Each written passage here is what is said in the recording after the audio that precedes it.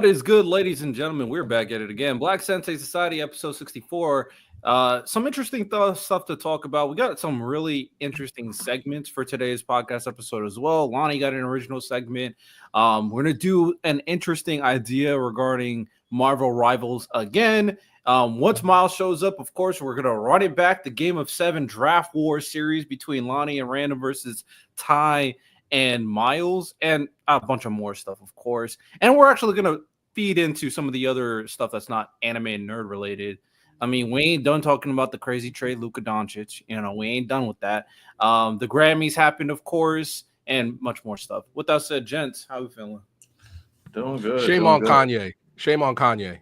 What'd you think? Well, Kanye wilding, bro. What'd you think was gonna happen? Up the side, like there was a kid. There was like it looked like he was like 9 or 10. Like he was on like the left side of all that, and he was just staring. Like, what did you think was gonna happen? Like I saw. I'm sorry for taking, but like Kanye repeatedly letting the culture down to the point where I'm like, I saw a reel on Instagram said this has to be like a humiliation kink. You as a woman, how do you just like walk out like that? How you just walk out like that for fashion? Hey, how you walk out like that? What they're into. Fashion. I don't even know if you call it that. Fashion. She wore a transparent sheet. Like I don't know.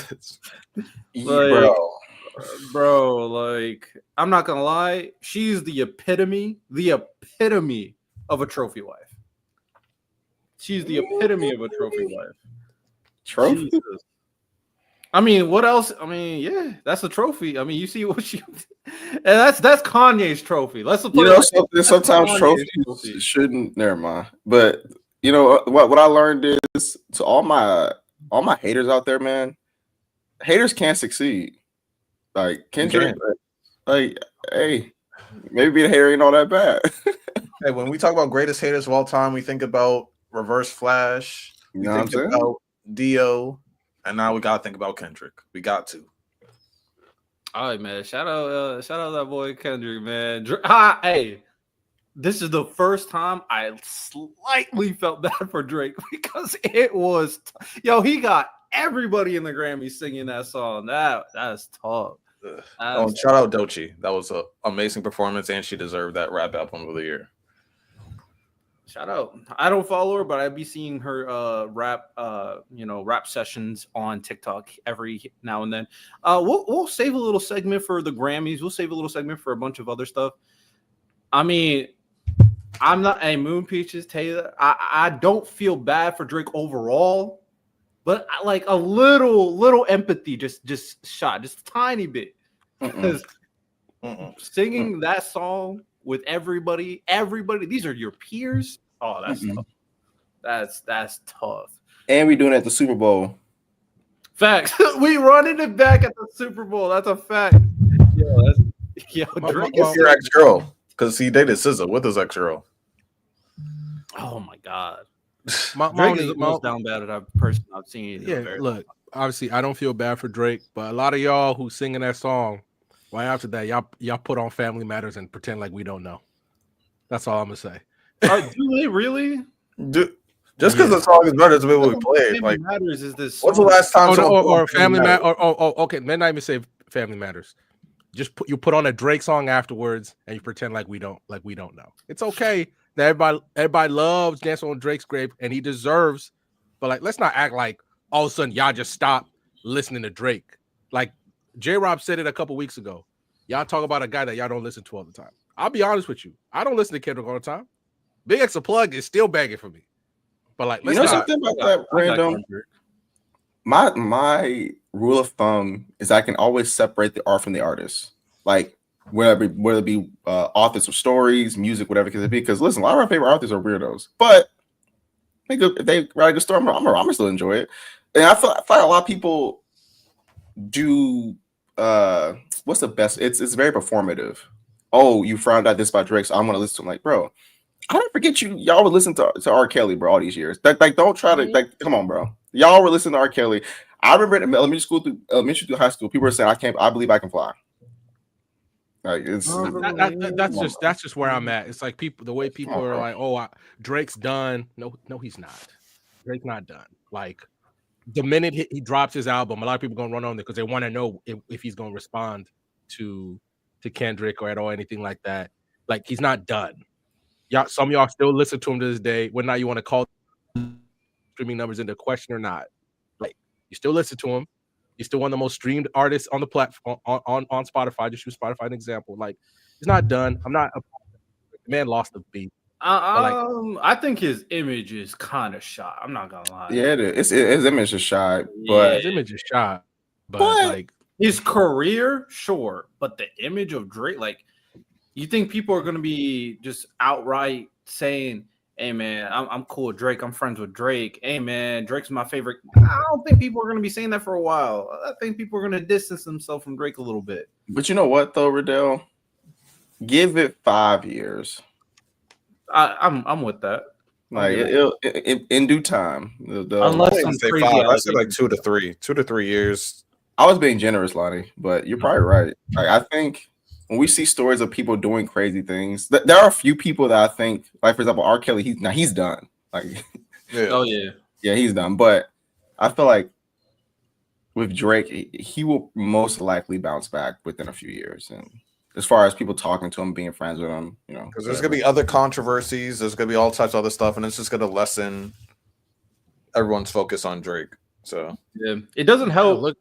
It probably would have been done sooner, but the fact that Kendrick is winning these awards, Kendrick's at the Super Bowl. But once he drops a hit for the summer and everyone's bumping it, then it's gonna lessen. Then he's gonna drop another hit, and then it's gonna lessen again. And then everyone's gonna be like, "Oh yeah, he beefed with Kendrick a few years ago." Like, I mean, he had all this time to drop a hit, and he hasn't done it yet. So success masks failure. So I don't know. Look, people still bumping Kanye despite everything he said and done. Hey, for instance, John Elway lost how many Super Bowls? But guess what? They only really talk about the ones that he won. Yeah, but man, these allegations crazy. Hey, man, and people don't like Drake anyway. So hey, we'll see. We might talk about some of the other Grammy stuff a little bit later. But I actually wanted to start off with a bang because interesting idea. Someone brought the idea like if they created an anime video game. Before we kind of get into that, make sure you guys make sure you guys subscribe, make sure you guys join all the members, all that good stuff. Rate the podcast 5 stars. But so someone imagine the idea if you created a video game like Marvel's Rivals, but an anime version, who would be on the roster? So I thought that would be a fun little exercise. You mean like Jump Force? No, Marvel Rivals, like Marvel Rivals. Like Jump Force. I'm just saying. Like we had a chance. We had a chance. It seems like the what would you call it? The versus type battle, unless it's like I'm not gonna lie. That type of style doesn't really hit for a lot of people. But the one for Marvel Rivals with the teaming aspect, the goal objective type aspect, something to work towards. I think that one is that something like that is the wave. Unless you do like an open world or battle royale type video game. But let's basically make Jump Force correct with Marvel Rivals. Anime characters. I got a little sheet here. We're gonna do it based off these 5 vanguards, 8 DPSs, and 5 strategists. If you know Marvel Rivals, you already know what all these roles do. I'm not gonna explain them, but I will put a caveat while we do this. Do not just think about the abilities. Think about the popularity of the character as well. Think about characters people will recognize. And the character has to fit the role. Just ain't throwing. What's Vanguards again? Vanguard's like a tank type character that absorbs damage. Defense type, yep. Okay. Offense, defense, brains. Gotcha. Yes, sir. What's good, Miles? That's good. So we're gonna do this. Do we want to just go one by one, or do we want to like collectively just talk about each character? That's so many. There's because you said how many Vanguards, duelists, and strategists? 5 Vanguards, 8 duelists, 5 strategists. Let's just go one by one. So each person pick one? Yeah. Okay. All right. So again, I'm gonna repeat this for Miles' sake, of course. We're gonna be focused on obviously making sure the character fits the role, but also there is a popularity element. These characters have to attract a fan base. They have to attract people to play the game. So you not only are we picking characters that fit, but we're making a game of characters that people want to play as. So that's also very important for this. All right. So we'll just go in this order. I'll start it out. I think the easy one for me, in my opinion, I think you put Luffy Vanguard. That is my pick for Vanguard. Throw that man Luffy over there. We already see what Mr. Fantastic doing, and Luffy about to do some crazy stuff as well. Mr. Fantastic, a lot of damage. You said what? Mr. Fantastic's the duelist. He is, but low-key is a Vanguard. I'm not gonna lie. I'm still. Oh, that's a good point. All right, I'm gonna change mine because I forget. I swear to God, I think Mr. Fantastic is Vanguard. All right, I'm gonna change mine, and I'm gonna make. I'm gonna make that MFer. I'm gonna just go easy. Naruto duelist. I'll just make it easy, and then we'll see what people pick up. Naruto is a duelist. How we feeling about that pick? I'm fine with that. All right, Lonnie, what you got? Just because the characters just remind me so much of each other. Yuji Itadori is basically like Iron Fist, so put him at duelist too. I'm just thinking about nothing but the hands. Nothing but the hands. Think we should pick Yuji instead of Gojo? You said like a bunch of. We're talking about. I'm just. You can still pick Gojo. You can still pick Gojo. We're just naming characters. I'm just thinking like, I'm thinking about someone that's just throwing hands nonstop. I'm thinking about Yuji. Okay. There's a lot of anime. That's why I'm just asking the question, because maybe we don't want to do too many characters from one series, but Yuji for duelist. All right. Random. Who you got? All Might for Vanguard. I think that's a W. All Might for Vanguard. The skins alone would be fire. Yeah. You'll be able to absorb a lot of damage, of course. It'll be an interesting combination of like a Captain America type to inspire people, as well as a Hulkish type. But okay, All Might. All right, Miles, what you got? You're muted. You're muted. Chopper for strategist. Chopper for strategist. Well, I feel like he'd be like Jeff the Shark in terms of that King Von energy.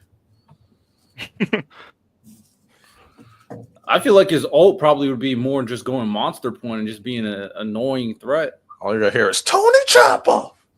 Yo. I have a question. What type of attacks do Vanguards absorb? Like blast or everything? Everything. They vary. The idea is that the Vanguards have a lot of health. Random, you go ahead. You can explain. Yeah, so Vanguards, they usually have the most health. So most of them, I'm not gonna say they have the strongest attacks. That depends on the duelist, but they usually also hit pretty hard, and they also generate like armor. Like Venom, he has a lot of health, but then he also has an ability to generate armor onto himself. So he has like extra protection as he fights. And it also depends on like Venom. He's a dive tank, so he gets up in the air and dives down on your healers. Like All Might would be like a Hulk, where he'll just run straight at you, straight scrap, throwing hands. And then when you cut him down, he transforms. When you depower him, he'll transform into skinny All Might, like you do with Hulk and Bruce Banner. Because if I was thinking absorbing attack, I was thinking one of the androids that can absorb in Dragon Ball. You could do like Super 19. Yeah, Super 19 if you want to do that. But for this list, though, I wouldn't. 19 don't got the aura, man. Not 19. Super 17. No, Super 17. The Super 17. He needs it. Hey, man. Super 17 can absorb. Yeah, Super 17 from GT. That's what I meant to say. He got aura. He do. Oh, I'm about to say. My thing. All right. But we gotta get Majin Buu, or he can absorb. Our focus is getting them casuals. That's what I'm trying to do. So Kid Buu, he can absorb people. 17 not casual? Super 17? No, I'm talking about really popular characters. So let's like main. So you're talking about like main characters, main villains, main derogatories. Not even main, because Gojo is not a main character. He's a main character. Yes, he is. He is. No. Oh, he's not he's not talking about main cast. Okay, go ahead, Riddell. Go ahead. He's somebody that the casual will know, though, right? Yeah. Yeah. I'm trying. Hey, we have a whole catalog of anime characters to choose from, so I want to make sure. Okay, so I'll say Majin Buu. Ty's turn. You said Majin Buu? Yeah, because he can absorb. He can. He has a bunch of magic. His defense is crazy. You have to obliterate him for him to go away, but you have to completely disintegrate him, or he can just regenerate. He can heal people. Turn them into chocolate. Wrap them up with his fat. He can absorb, heal people. Has a bunch of magic. Got a skill arsenal, a skill set, a catalog. I'm not mad at it. Okay. All right. So far, we got All Might, Majin Buu, Naruto, Yuji, Chopper. How we feeling about our roster? 585 so far. All right, my turn again. I'm gonna just throw the easy ones out there. To be honest, let's get that man Goku on the roster. Of course, one of the goats. Throw him in Duelist. Goku be doing some crazy stuff. His ult. He's about to go turn Super Saiyan like Iron Fist and just go crazy. Or Ultra Instinct. Either is cool with me. But I'm going to say Goku Duelist. Very easy. Do you let his Kamehameha be one of his just abilities that he can use? Or is that a ultimate move? Or Spirit Bomb. Like Magneto. Big-ass Spirit Bomb. So, what would be best for Goku? Using a blast, using the Spirit Bomb, or transformation and just punching people in the face? I think he needs to have instant transmission. That's his way to get out of a fight. He just teleports somewhere. No, I feel that. I agree. That would be good. I think Kamehameha could just be a part of his normal arsenal, to be honest. Just be using that laser, making it very annoying. But he is going to be punching people in the face. Solar Flare and make everybody blind. Nah, you got something there. I'm not mad at that. Solar Flare, instant transmission, and Kamehameha. Those are 3 abilities. Because there's a character already in the series that blinds you with Cloak and Dagger. Same principle. Same principle. I like that. You just teleports behind you, hit you with a Kamehameha, then he punches you in the face. Problem is, will you let him fly or not? You have to. Come on. Yeah, he should be able to fly. Well, he's gonna be unstoppable. He will try to be unstoppable. Why? That'd actually be but if we make his fighting ability more so hands, then he can't just be spamming blast like Iron Man does from far away. I would say he also can fly with his Ki Blast. Yeah, but a good Iron Fist, no matter where you are as Iron Man, an Iron Fist can find you. They'll get up there. That's what I do. I'll get up there and just start swinging it, and I don't need to fly.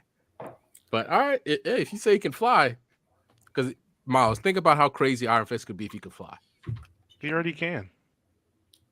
To an extent, yeah.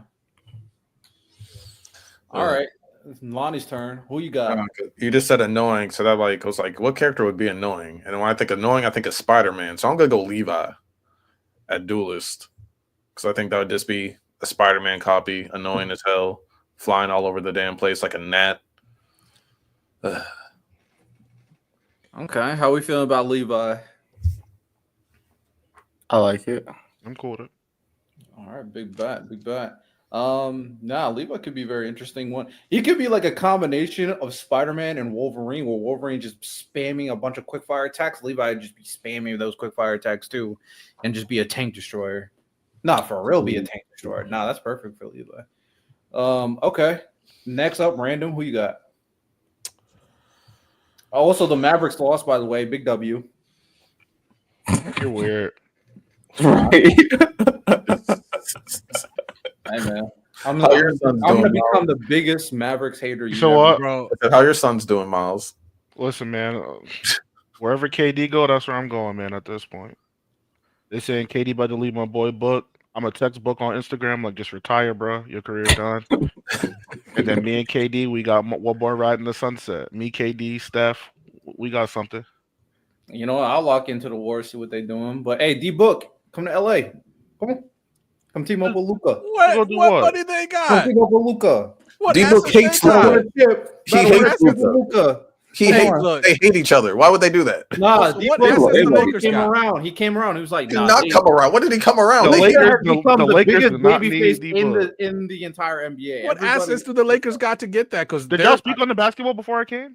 No, not really. Y'all know Luka is going to be the face of the NBA, right? Absolutely, of course. Yeah, they're gonna all in on Luka. They're gonna all in on Luka. I like see y'all didn't read the script. That's our problem. The script is nuts. No, I'm saying the script said, "Look, we're gonna." I'll tell you about it later. We're gonna get to the script. We'll talk about NBA. I gotta we'll hear talk the about conspiracy. NBA after this. We'll talk about NBA after this. But random, yeah, go for it. Don't. Right. Did you pick Levi? No, that's no. Lonnie picked Levi. Okay. I was gonna pick a Jujutsu Kaisen character, but that's out. You know what? Maybe because I'm partial. Give me what's the squad 7 dude from Fire Force? Obi? No. Oh, Benny Maru? Benny Maru. Give me Benny Maru for Duelist. We're just gonna fill Duelist up right now. Benny Maru. He is a dog. He has some crazy fire abilities too. Not mad at it. And then afterwards, all of us we'll talk about it, and then we'll have one pick to change any character on here. Ty, what you got?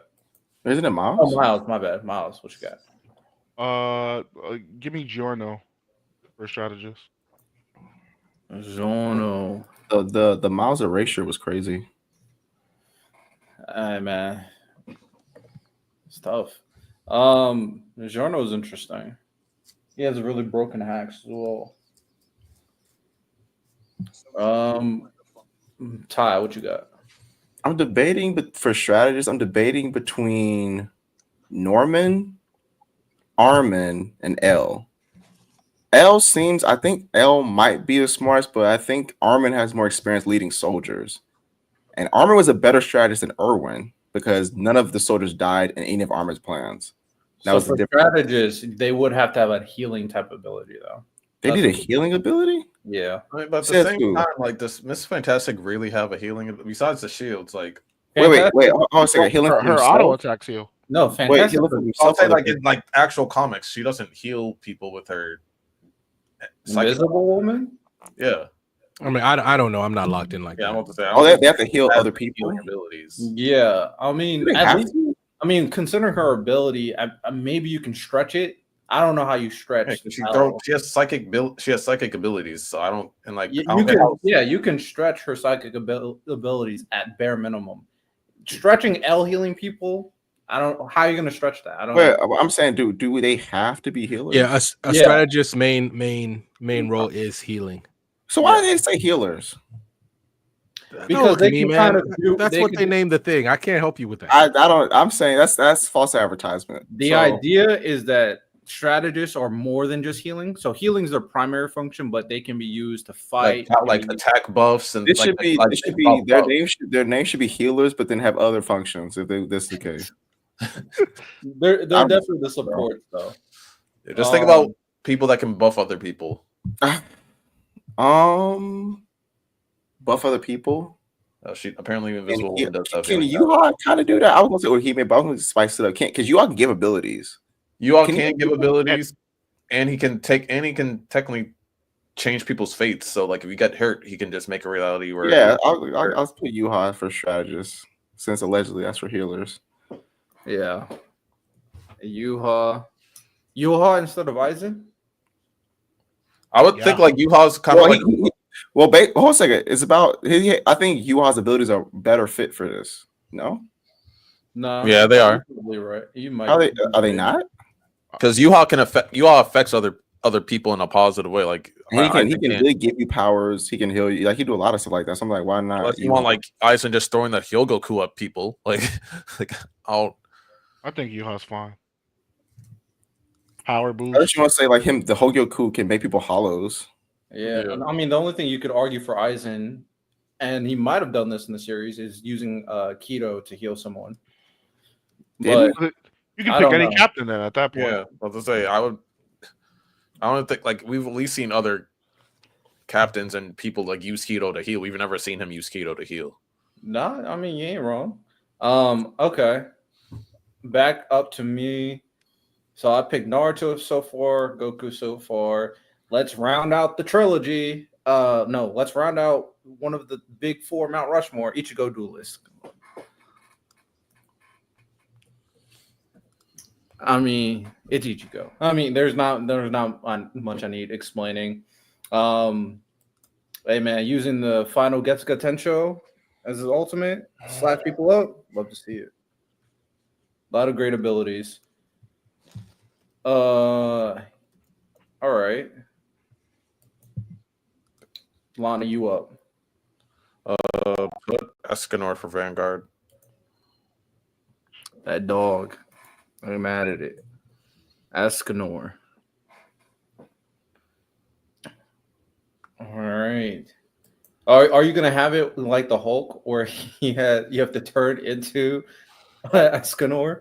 Yeah, then I guess like his ult would be like High Noon. Like he just gets super extra buff. Literally the Hulk, far before. So he goes. He's the weak version, and then you start the round turning into the Escanor version, and then his other ult is the Escanor High Noon version. Far from boring, not gonna lie. With better abilities, Escanor's abilities will destroy Hulks. Come on. Okay. Random, what you got? See, the problem, I'm trying to stick to one series at a time because I was going to be like Tsunade or Sakura for strategist, but we already have a Naruto character on there. Can I put Elizabeth from Seven Deadly Sins as a strategist, please? My bad pick. So we only have one more spot for a strategist. How many Vanguards do we have left? 2. 5, 8, 5. All right, Miles, what you got? I'll put Naofumi for Vanguards. Now, and he can heal too. Oh, old boy from Shield Hero. Shield Hero. His whole gimmick is shields. His attack's gonna be weak though. That's the problem. Like Captain America. Oh no! I understand. I know how y'all feel. Look, Lonnie, I've been seeing good Captain Americas, man, and they fucking people up. I don't know what to tell you. Please play Captain America against me. No, please, I say good people. I'm not that person. I don't care if you're good, bad, or otherwise. Please play Captain America against me. I'm not worried about no Captain. Please. Yeah. Cap is just a pest. The only time Cap is useful is to annoy people, and if another person pushes with him to help actually attack. Because I'm not dying to a Cap 1v1. It's just not happening. I'm ignoring him. Yeah, honestly. Okay. Ty. You're muted. Muted.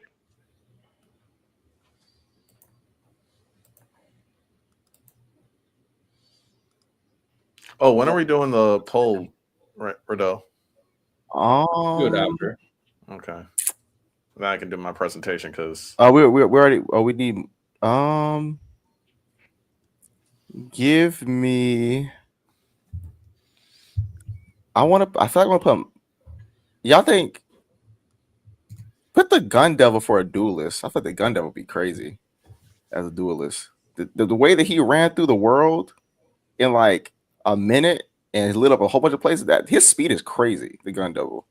Either him or obviously either thinking him or Makima, or maybe Denji in his Chainsaw Man form. I think Makima would be a dope strategist. Possibly. Matter of fact, let me put Denji because Denji's his Chainsaw Man form with when he like gets the intestines around his neck. That form is tough. You do be going crazy. You do. All right. I'm gonna go 1, 2, 3, 4, 5, 6, 7. I'm just gonna round out the most popular characters of all time. Put Luffy as duelist. I'm just gonna take care of it. Got to make sure we got the goats on the scene on there. So we got all our do lists, Lonnie.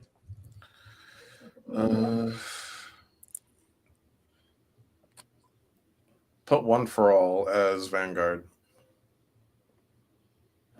One for all. We've seen him be super tanky. We've seen him have like different types of abilities and shields and things like that. So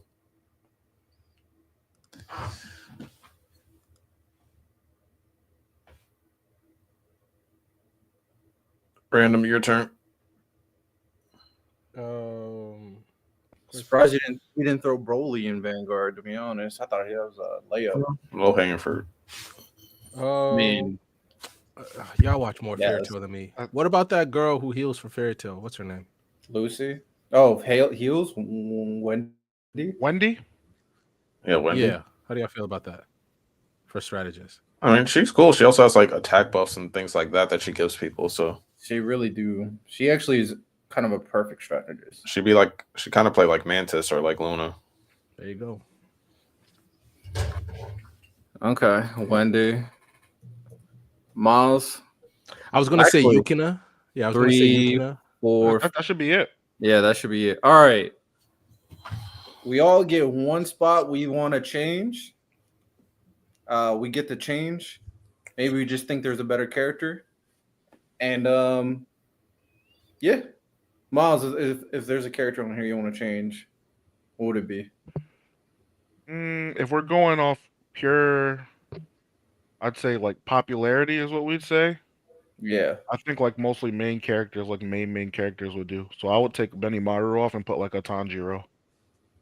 Okay. Yeah, Demon Slayer. Demon. Think about Tanjiro. That's crazy. I ain't mad at that. Even though I love Benimaru, but Demon Slayer character has to be on there, actually. Okay. Ty? My bad. I was doing something. What's up?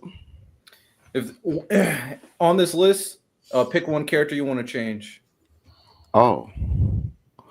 One character I want to change. Damn, what if I'm good with everybody? Hey, man, you skip your turn. Yeah, I can skip good. Okay. One character I could change. I low-key wanted to change Yuji to Gojo, not gonna lie. But instead, I feel like he should be on the list. I'm gonna be honest. You're just gonna add him. No. Naofumi, I'm sorry, not change him. Like Naofumi, I get the abilities, but I'm changing him for Broly. Wait, how'd you go from Gojo to Broly? Oh well, because I feel like Broly should be on the list more than Gojo. I think Yuji's fine. Naofumi, I feel like a lot of people don't know who Naofumi is. That's my reasoning. I'm fine with that. And after season 1, everybody knew who he was. Yeah, no, people like, there's a season 2? There's a season 3? Like, that's. Do y'all think Gojo's more popular than Yuji? Yes. I do, personally. Gojo's one that I think right now, Gojo's one of the most recognizable faces in anime. Yeah. In terms of like the Japanese popularity poll, like it was Levi and Zoro the last few years, and then Gojo took the spot the last 2 years, I believe. So should Zoro be on the list? That's the question. I mean, hell, last year they did for the Super Bowl, they did a JJK commercial, and Gojo was all over it. Yeah, Gojo's popular as hell. I'm gonna be honest. He can legit be a mascot for any anime game. Lonnie, do you want to change anybody? No, I'm good. Okay, random. I'm also good. I'm proud with my picks. I understand Benimaru got taken out, but hey man, it was for Tanjiro, man. I got you. I'm not mad at it. You know. Okay. Benimaru gonna be DLC. Don't worry about it. He could be season 1. Oh yeah, DLC is gonna be cooking to bring in a bunch of characters. But yeah, this is our little list for Marvel. If we created a Marvel Rivals anime character edition, and then of course adding DLC, there is obviously going to be more characters down the line, just like how Marvel Rivals does it. But let us know if you guys will be playing a game with these characters on it for sure. All right, let's get into the next topic because that was a little fun, a little activity to warm everybody up. But one of the most heated debate that happened last week involved our King of the Hill, which is a lot of fun. And there's a lot of debates between, honestly, two battles. Now, there's going to be one that one of our captains here is going to focus on. But I put two polls up, Guts versus these characters, to see what people would think. So I put up Guts versus Batman, and Batman won 54%. What? Batman's just more. I don't know why y'all disrespect Batman. Like I don't because the man shit at his job. Because the man shit at his job. King Lion has made a whole community hate Batman. Random. I think you hit it on the head. It's a popularity thing. I think that Batman he's just more popular. He's more universally popular than Guts. I remember someone said that he could be Jesus if he had prep time, bro. Like, come on, man. I mean, I can't do anything about a delusion, but hey, Batman got disrespected. And then I put a poll for Guts and Yujiro Hanma, and Yujiro Hanma won that 61% to 39%. Hey, Yujiro Hanma won the poll more than Batman won the poll. I'm more fine with that one than Batman. Yeah, but I have a little I have a little presentation for y'all. Batman ain't shit, bro. I'm sorry. Shout out King Lion, man. Nah, I agree with you. Kill the Joker. Half his problems, half the shit that happens to his family doesn't happen. Can I go, Riddle?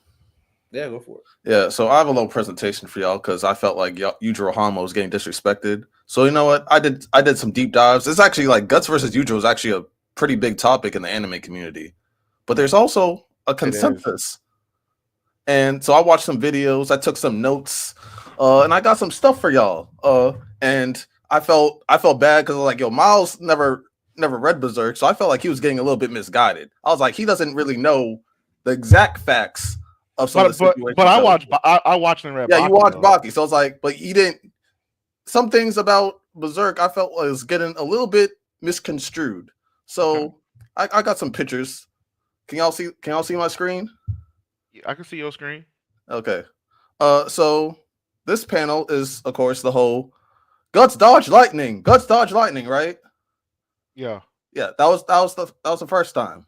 But what they don't like to mention is that he also got hit later on twice by it. Lonnie, before you continue, do you want to show all of your messages like this? Like you're showing your whole Telegram? I already checked. There's like nothing crazy. Like okay. Whatever. Right. Yeah. But y'all can see the panel or whatever. Question for you: Did Guts survive? Yeah. No. So I'll get to that. I'm glad you asked. So he got hit twice by the lightning after. I hit again. So we're all like, oh, Yujiro. I don't know why people didn't think Yujiro was as fast, but also one thing, he also doesn't need to be as fast because you can clearly says, and without he got hit by lightning while walking, completely stood still with 0 damage, but at the same time, Lonnie, can you click on the pictures so it's zoomed in? Oh, can I am clicking on it. This is not zooming in? No. Hold on. If I send you the pictures, can you probably zoom in on it? Yeah, I got you. All right. Hold on. Let me stop sharing it. Yeah, so Yujiro has a feat where he was just walking, got struck by lightning, continued walking with zero damage, while we clearly see Guts suffering damage from multiple lightning strikes when Yujiro had 0 effect on it. And at the same time, it is stated, let me find it. There's that. Miles, this man said he did all the research, watched some videos, and didn't write anything down. Yeah, he looking. That's sad. No, I'm just sending it to Riddell so he can like zoom in on him. That's crazy. So it's clearly stated in the panel that outside of guard, meaning that any point in time,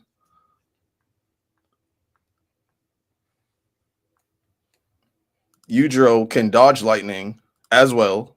He doesn't need to be fighting. He doesn't need to know that it's coming. Off of his reflexes, he can dodge lightning. But also, he can take lightning with 0 effect, unlike Guts. So in terms of durability, he has more durability. and he's just as fast. Also, in terms of their highest strength feats, Guts' highest strength feat is against the Sea God, who is around multi-block / small town strength, while Yujiro's earthquake feats, and also the fact that it's stated that he can survive nuclear explosions like his grandfather, his durability and strength are higher than Guts. So the whole Guts fights demons, so Yujiro isn't as strong. He's just as fast, stronger feats, and stronger durability. So yeah, please put some respect on Yujiro's name. He's just as fast, if not faster, because he doesn't need to know that lightning's coming to dodge it. Guts, we've clearly seen all the panels. Knew lightning was coming, inconsistently dodged it, and also wasn't able to dodge it all the time and took damage. And in terms of strength feats, Yujiro clears him in strength feats by a significant amount as well. The only reason I'm going to fight back against it because it's clear whose world is significantantly tougher than the other. That has nothing to do with the feats. Can you let me finish? That has nothing to do with durability. That has nothing to do with lightning. Like Lonnie, when you're done, surviving nuclear explosions. Lonnie, when you're done, just let me know. My favorite random line, man. When you done, let me know. When you done, let me know, bro. Go ahead. I'm just saying, no, because he can survive nuclear explosions. But you're saying like, oh, he got struck, he dodged lightning. Oh, it doesn't make those sense. words, as of this conversation, literally never came out my mouth. Literally didn't. Go ahead. Only reason I'm gonna fight back against that, the threats that he regularly faces, other than the nuclear bomb's not killing Griffith. Nuclear bomb's not killing Zod. All these things that Guts routinely faces are stronger. Is it killing Guts? I don't know. I'm gonna say no until I see it. I don't know what to tell you. I don't know what to tell you. What feat? That's a good question, Sauce. What feat does Guts show that he can survive something like a nuclear explosion? He survived Ganishka. He survived Ganishka. What happened and what happened there? He helped kill Ganishka, who was a world-ending threat. Who was a world-ending threat, and he helped kill him. And Ganishka, you read it. Yeah, you read that. You read Berserk. Yes, you know and none of his feats meet Yujiro's feats. Yujiro's low key almost like a mini Saitama in terms of his feats. I don't know why that's so like they say he's like the next Lonnie, step. I never said that he's not. He can't die. He can't get cancer. He can't get AIDS. Also, when he what does cancer and AIDS have to do with Guts? I'm saying I'm talking about the next. I'm saying Yujiro's not a regular. Cancer and AIDS have to do with Guts? Are you cutting me off, or are you gonna let me finish? What I'm saying is that Yujiro is not a regular human being. He's the next step of evolution. He has higher feats. He has higher speed. He has higher strength feats. Like everything that you say that Guts has done, statistically and based off panels, Yujiro has cleared him in. Yujiro is not a normal human being. It's also stated like, oh, when he looks at you, he automatically sees every single weakness in your body just by looking at you. That's great. So it's like great. When he releases his aura, it creates mini earthquakes. Like I don't know I don't know how you're saying, oh, Guts fights demons. That's great. None of the demons feats in Berserk have reached the feats that Yujiro has. So I'm just like, I literally just saying it. Griffith literally manipulates reality. He brings back souls from the dead. None of the demons' feats match anything that happens in Baki. Whatever. If I really want to be that guy, has Guts beat Griffith yet? Because they're like, oh yeah, Griffith is in that verse, but has Guts done anything significant to him yet? Like, what are we doing? Like, has Guts done anything significant to Griffith yet? Yes or no? No, he hasn't. So you're saying like, oh, Griffith is in his verse. Yeah, Guts can't hang with him. Lonnie, even with the Berserker armor, Guts can't hang with Griffith. Lonnie, saying, oh, Griffith is in the verse. That's cool. He can't hang with him. Lonnie, I'm addressing the things that you said. I'm addressing the things that you clearly said. And if you cut me off one more time, I'm just going to dead a conversation. I'm just going to be quiet. Go ahead. All right.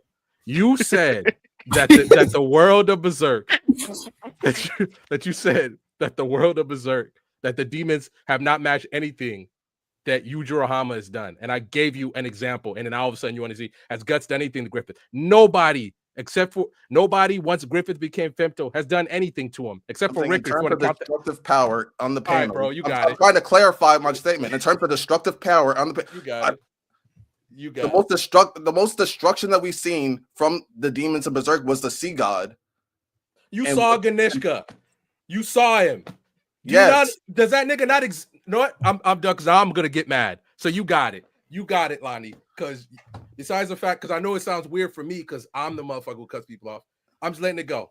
You got it. You know what's weird? That like in terms of every single feat in category, Yujiro clears, but somehow it's still like, oh, but Lonnie, if you would let me actually address the points that you said, despite the fact that now you want to clear it up because you were called out and you were wrong. I think Lonnie's referring to be fair, I do think Lonnie's referring power. I think Lonnie's referring power.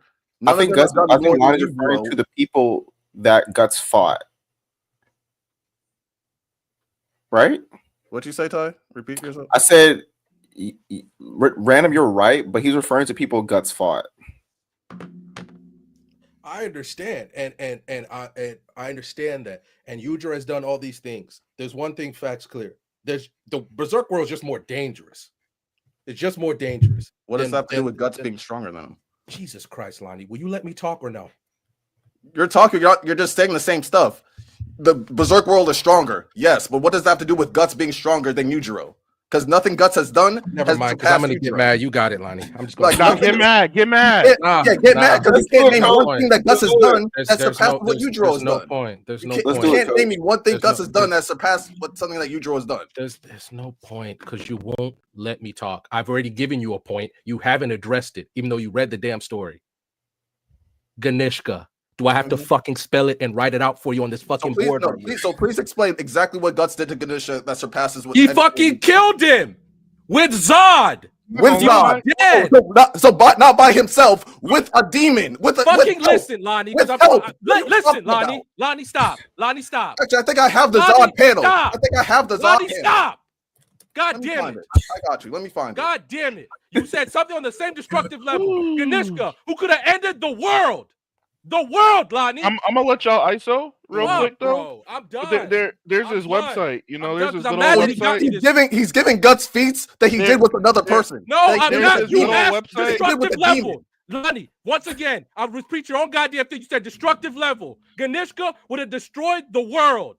Yeah, did Guts do it by himself or did he have help? No, that's not the point, nigga. You keep trying to stand on one thing. You're giving Guts a feat that he did do by himself. That makes no sense. Bro. Stop trying to avoid what I'm fucking saying. Random. I'm gonna help you out, Random. Lonnie, but the point is, real quick, Ty, I have a question for you, Ty. Do we say like, oh yeah, Yujiro beat Sukuna, and then we just bypass like, oh yeah, he also had Gojo help. This nigga keeps trying to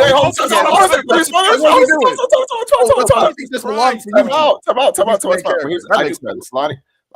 Sure, Lonnie, but I think because in my mind, I do think that Zod and Guts, and let me know what you think about this, Randall. I think Zod and Guts are in the same tier, right? Oh, I don't agree to that. To be honest, you don't think they're in this? I think Zod. I think Zod wins. So you've never seen him at his best. So I think Zod is. So what I mean, I think Zod is. I think you can be the same tier. I think Zod is clearly stronger. I guess my thing is like I'm looking at maybe like how I look at basketball, like how like the top 10 players are in the same tier, but somebody's clearly better than the other person. If that makes sense. I don't know if that makes sense, but. Yeah, so I personally don't think they're on the tied by that. So it took two people of the same tier to beat Ganishka. So I guess the point let's say that he's a tier below. You think he's a tier below? So but it took Guts and somebody else of sure. But my point is, I do think. No, I just sent you the panel. Can you hold on a second. I think that's still impressive because if you have a character of that magnitude, doing with someone that's even a tier above you, I think that still goes to show how powerful you are too. You feel what I'm saying? Yes. So, he's riding Zod, but we're saying like, it's like he refuses to listen, Ty. He just refuses to listen to what I'm saying. But here's the thing, right? But the problem is, Lonnie, he still needs to be a several level of straight to be effective. Like I don't understand why he refuses to listen to that. I'm saying by every metric, because like I said, like this is a big Lonnie. This is a big conversation in the community. By every metric, Guts is still multi-city block level. Yujiro, okay, Lonnie. I'm gonna stop you right there, Lonnie. These power skills don't know what the fuck they talking about. I'm gonna be honest with you, bro. What are we doing? Like they'll be like, this is block level. Like we don't. I'm not gonna lie. I'm just to you. saying, Lonnie, in terms of feet, we're what's talking more, about Lonnie? level of feet. I'm not gonna Lonnie, lie. High end Lonnie. is Yujiro's low end. If- That's what I'm Lonnie, saying, Lonnie, hold on. This Hey, is fact. hey, But let, I'm let, saying let, using Yujiro's feet from the low let, story. let Miles get a word in. He's been trying to get a word. No, I'm just saying, like, we can say power scalers don't know what they're talking about. If they're going through, like, this is like hundreds of people compiling feats, like, I'm looking at their feats, like, on paper, like, Yujiro comfortably. Comfortably clears. It's not Comfortably clears. You know what, Miles? I'm not. I think usually being stronger is fine. That's fine. I'm also saying that I don't think that, for example, I don't know if him being block level. I don't even know how you would even quantify it properly. Yeah, I don't know how you quantify guts cutting somebody in half as a block level feat. Like I don't even know. That's why I'm saying I don't know what that even means. Sure. But if you want to say Yujiro stronger, I'm fine with that. But yeah, I'm not saying yet. Like, and I agree with you, right? Because it starts getting crazy, boundless, hypersonic, whatever. Cool, right? But just looking at the feats that they have listed here, like in comparison, I don't know. I do think that Ganishka one is the best one, but that's what I'm trying to figure out. How do you? And this kind of the part that gets kind of weird. He had help. He didn't do it by himself. Lonnie, I understand that, Lonnie. That's not understand that. But you still. I just didn't want Miles on the losing side. He said, "Oh, Yujiro comfortably clears." That's all I wanted. That's all. I wasn't trying to convince Miles. I'm saying more so. What I'm saying is I don't know how I compare that feat of him doing that because the case can be is that they're in different worlds. Someone can have the power to destroy a planet, but could be killed by a laser. Exactly. Like you feel me? Like that doesn't. That doesn't necessarily. Yeah. But this is the thing, right? We don't know how much Ganishka could actually like. What is his durability? Like, what is it actually? Mm-hmm. Right? Like, I could have a character that can blow up a planet, but also get killed by a pistol. If I write that in my story, I could do that. For instance, for Yujiro, like you seen Yujiro get punched in the face and bleed, but he can bullets also bounce off him, and he can survive missiles. But you also see like him get slapped in the face, and you see a brute like. That's in that context. I don't know if you want if you're again the guts being more powerful will be based off of this feat specifically. I'm saying because I don't know how to quantify it. I'm fine with saying Yujiro. However, if someone could quantify it somehow,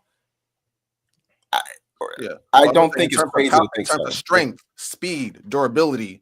Yujiro clears in terms of feats in all aspects. So if you want to talk about the quantity of feats, I'm not talking about Lonnie, please stop. Lonnie, I am begging you to just be quiet for a second. Go ahead. If you want to talk about the quantity of feats that he has, fine. I don't care. But a nuclear missile is not the same level as Ganishka, who was going to, once again, and I'll say it straight up, was going to destroy the planet, was going to destroy the world. It was stated. You read it. He was going to destroy. Once he hit his apostle form, he was going to destroy the world. It's not. I don't know enough about how nuclear weapons work, but I'm pretty sure one is not going to destroy the Earth. It's going to take multiple to do that. I don't know how else to explain that to you all these times. Congratulations. But okay, congratulations. Yujiro has all these things. But for you to just straight up sit there and just, besides the fact that you're trying to move the goalposts, what I was originally trying to tell you to the point I lost my fucking mind at you. And I hate being this way. Yeah. Like, I need a fucking break. Jesus. Yo, random. Hey, man. And scene. And scene. All right. With that said, Yujiro Hanma versus Guts. The debate is comfortably stronger than Guts. There you go. Hey, man, until we get that Ganishka feed down, then we're gonna be back. All right.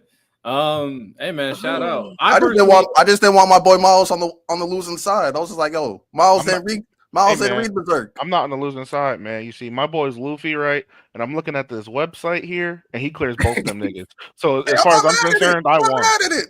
Disrespect Yujiro Hanma. He does clear both of them. Now we gotta have someone who's a Batman enthusiast do the Batman versus Guts debate.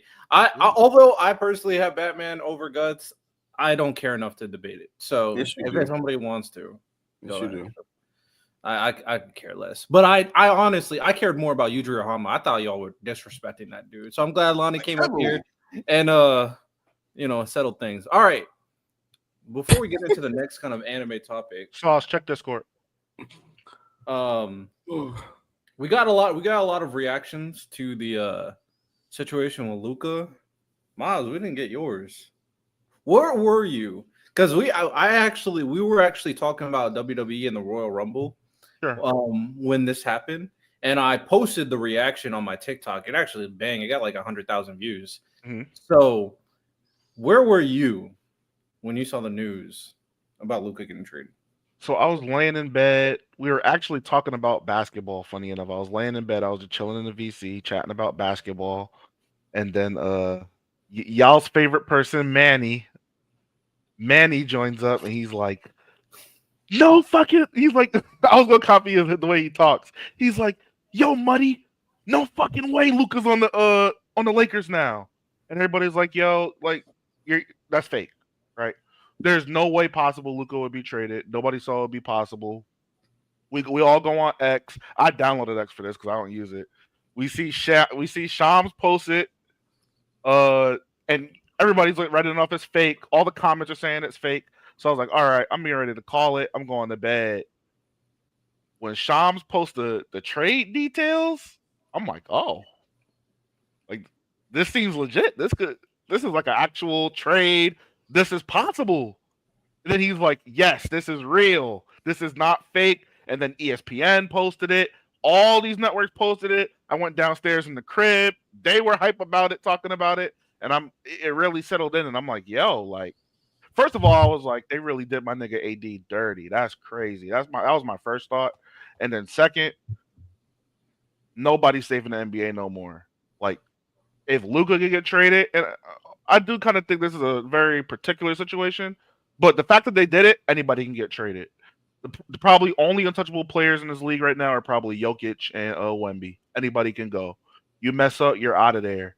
But I mean, I don't really particularly care. Like, the Lakers are smart. They secured their future. Luka's the face of the NBA. I don't like that.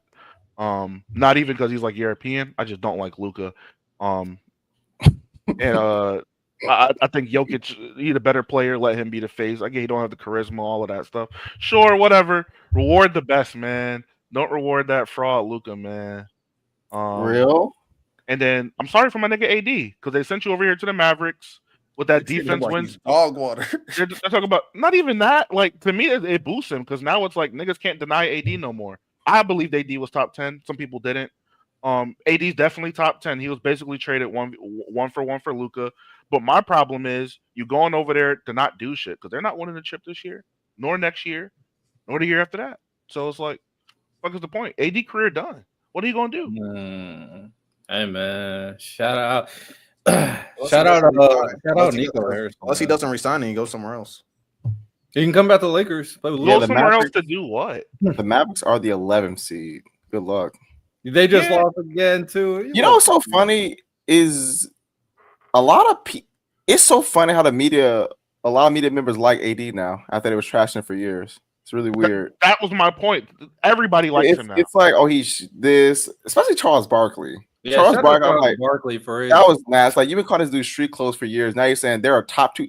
Stephen A. Smith, I ain't gonna lie, a lot of his Laker and LeBron hate, bro, because like you're gonna try to sit there and tell me that Stephen A. Smith said that the Mavericks are gonna be the number 1 seed. Smoke. He must have not known the seed. The Mavericks. They are 15 games back. 15 games back on the number 1 seed right now. Run. Stephen A. Smith, he don't be watching basketball. Like, I'm like, bro, you do realize that that I don't know how many games are left for the how many games the Thunder done played. The Thunder we're about halfway through the season. Yeah, the Thunder played 48 games. They would need to go on a crazy losing streak. And the Mavs would need to go on a crazy winning streak. Like I was like, they're not about the number 1 seed. Either you just didn't know, or you like the next 34 games, the freaking Thunder need to lose like 17, 18 of them. Like they need to lose about 20 games. So I'm like, bro. And the Mavericks need to go on like a 32-5 run the rest of the way, which is not happening. So they're not about to be number 1 seed. They might miss the playoffs, by the way. They might miss the play. That would be. They might make the play-in, but they still might lose though. Yeah, So that's that's what what I'm I'm saying. Kyrie or AD get hurt. That's They're- best case scenario though. They get the play. Yeah, I'm like, bro, you are. They got so, an injury prone team. Clay be getting hurt, AD be getting hurt, Kyrie be getting hurt. Yeah, I don't. I mean, AD's been relatively healthy the last couple of years, but you're right. Like, Derek It can happen. Lively's hurt right now. Need the Mavs not to make the playoffs. Need Nico Harrison to lose his job. Hey man, that's tough. Also, Luka- another untouchable is Austin Reeves. Chill out. No, he's gonna get traded. This is the same GM that. Oh my gosh! This is the same GM that when he was working with Nike, he was the one that messed up the Steph. He called him Seth. Yeah, he called him Seth. He in called the him his meeting. brother's name. He's also the one that didn't want to extend Jalen Brunson when he was like Jalen. I think at that time Jalen wanted like a $44 or $50 million That contract. was a smart move though, to me. They need to figure out who this did about this GM. Like, y'all see the report where it said that he talked to them about trading Luka and the owner laughed, but then he did it behind the owner's back. He did it behind the coach's I don't back. think he did it beyond the owner's back. I don't know. I don't know. He said the owner No, initially. to kind of contextualize. Oh, okay. Maybe what I we have believe to happened crazy, but is Yeah, he told the initially owner. laughed. He told the owner laughed because it was such a ridiculous idea. And then he probably kept on convincing the owner, and then the owner kind of came around, and then he did the trade. Well, so we need to investigate the owner too. Then we need to investigate. Yeah, I mean, Mark a brand Cuban, new owner. the moment he sold his majority share, That was it. it was done. And the biggest thing about it, honestly, and the more and more I hear it, because the conditioning and that stuff, that's BS. That's all BS. I ain't hearing that. I'm not gonna lie. I'm not hearing that. What I truly do think I it believe might it. be. I mean, him overweight is an MVP candidate 30, 10, and 10. I agree with you, but it is a cause of concern though. So I do believe that. I don't think that's the only thing, Riddell, but I'm saying I do believe that was part of their decision. They could have been like made them annoyed. I agree. But I think the biggest reason at the end of the day, and here's my conspiracy, I guess. They did not want to pay Luka. They did not want to pay that super max contract. That owner just bought the team. And they were like, I don't want to give someone this amount of money. So they traded him.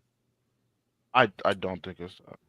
I think that's the only thing, unless Luka has this injury, some crazy injury we don't know about. That's the only thing I think. Luka is box office. You'd make way more money back keeping him on your team than not paying him. Yeah.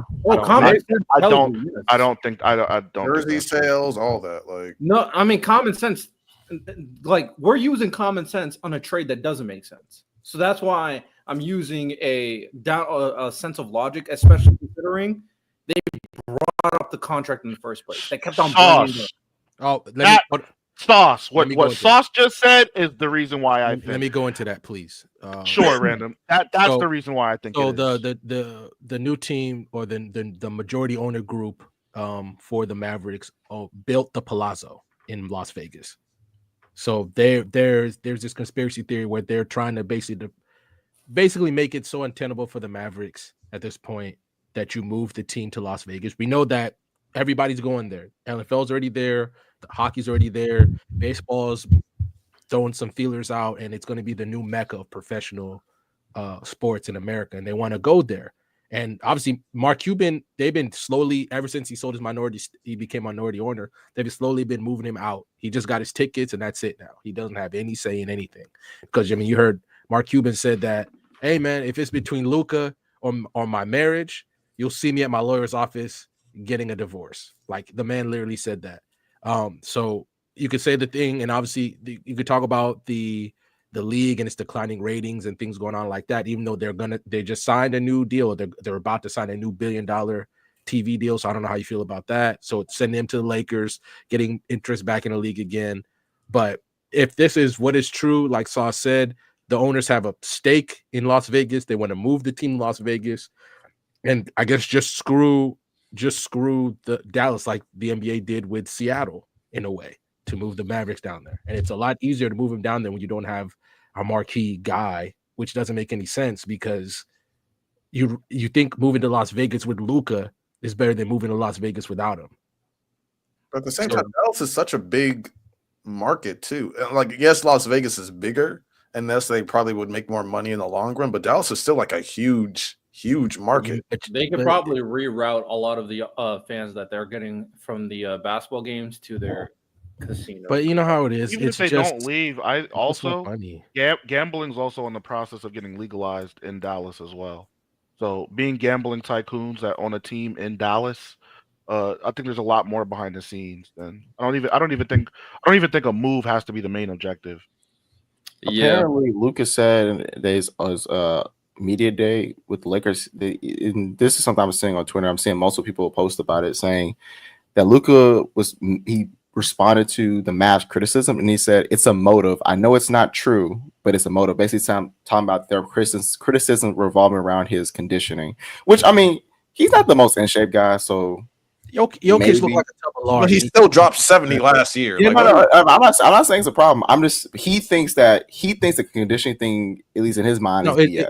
It's in his mind. It could be true. Maybe he's not self-aware, but in his mind, I think it's BS. And look, like season ticket holders have thousands of them are getting refunds for their tickets. Like that report's not true apparently. Either way, the GM has come out and said that I would sell my season tickets. Yeah, the GM came out and said, "Oh, I knew the fans would be mad, but I didn't think they would be this mad." Like, how long you been around the game? When not as a Nike executive or a GM, like you should know your city. It's hard for a team like Dallas. The only other great superstar they've ever had is Dirk. They don't get guys like that. You don't get guys like that.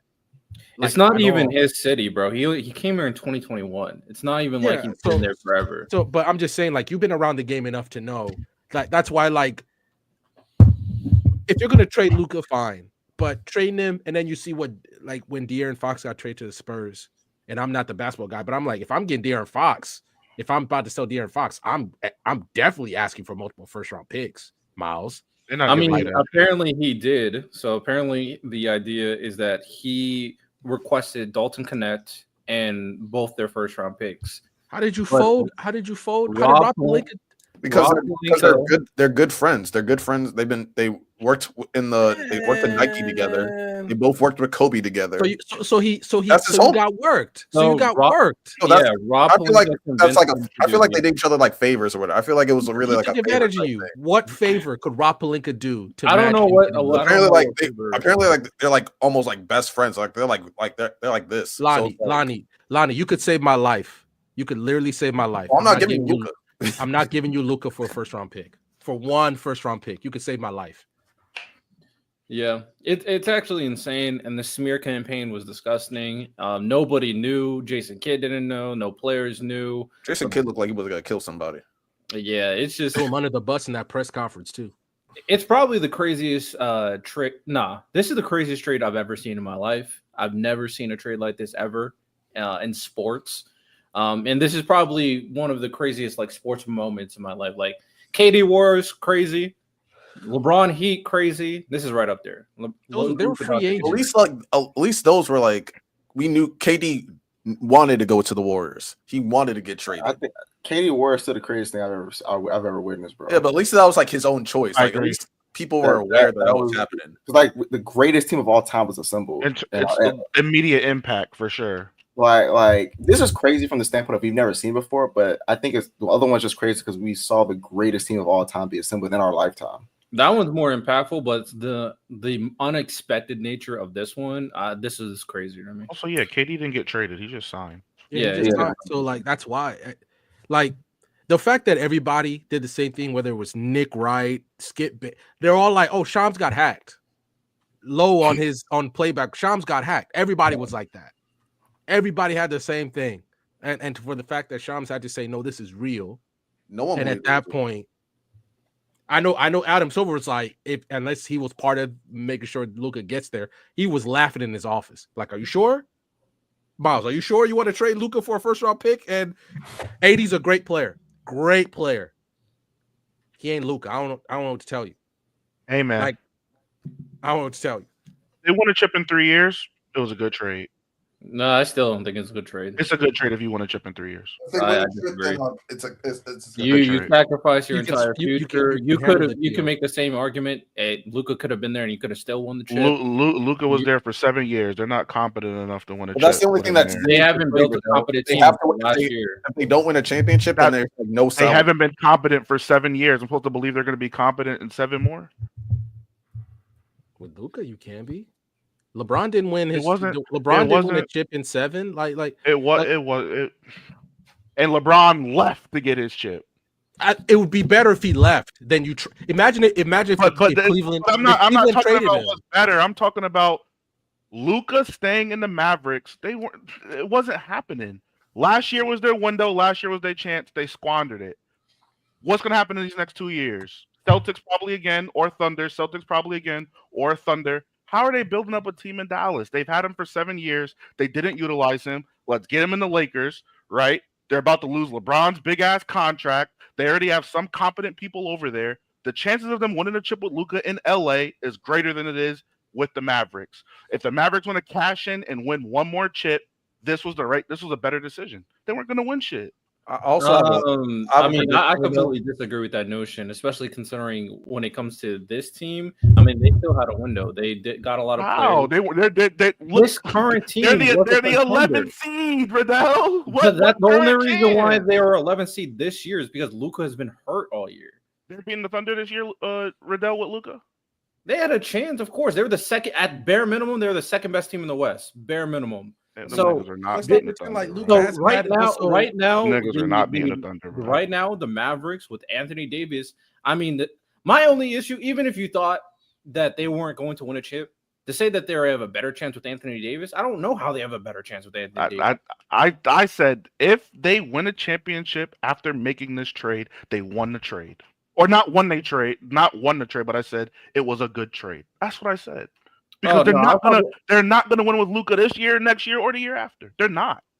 And if they had, I will say this, I think they should have kept him, but with the Lakers, he can't get that super max, so they will have more room to get him help in LA than they would have maybe won the Mavs. Oh yeah, they don't have to pay that crazy contract.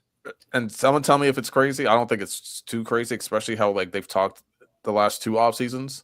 He doesn't have to sign with the Lakers. You know where he can also sign? Where? He can sign with the Nuggets, with his best friend Joker. Because they talked about the last 2 years. We've always yummies on the same court. We good. Fruit. Hey, salad, they talked about the last 2 years. Like, hey, right. We spent a lot of time with each other in the off season. We're really good friends. Hey, I saw Luka at Joker's birthday party. I didn't see any other Nuggets player. I just saw Luka there. I mean, Jokic texted him too. So I mean, they're close friends. But I think Luka's staying in LA personally. But he doesn't have to. That's the thing. He doesn't. He doesn't. By no means, he doesn't. Him and the Nuggets would be OD. Yeah, that's too much. I think he should stay with the Lakers. He said the 2 teams that he likes is Miami and Lakers. So he said Miami number 1, Lakers number 2. So he's getting his ring with the Lakers. Oh yeah, he's definitely getting that ring. Regardless, I'm rooting for the downfall of the Mavericks. Anybody else can win a championship but the Mavericks. You know? All right, what's the next topic? So next topic. We're back to draft wars. We got our 2 teams per usual. We got I need a team name from both of y'all. Throw out a name. Doing the same teams? Yeah, I mean it's draft wars, game of 7. Come on, lock in. Right now, Team Random and Lonnie are up 2-0. And Ty and Miles are trying to do a legendary comeback. And we're about to do Justice League Edition. You already know the rules. Get anime characters, match the role, match the character, match as best as possible. And the chat will decide the winner. Team names. Any team names?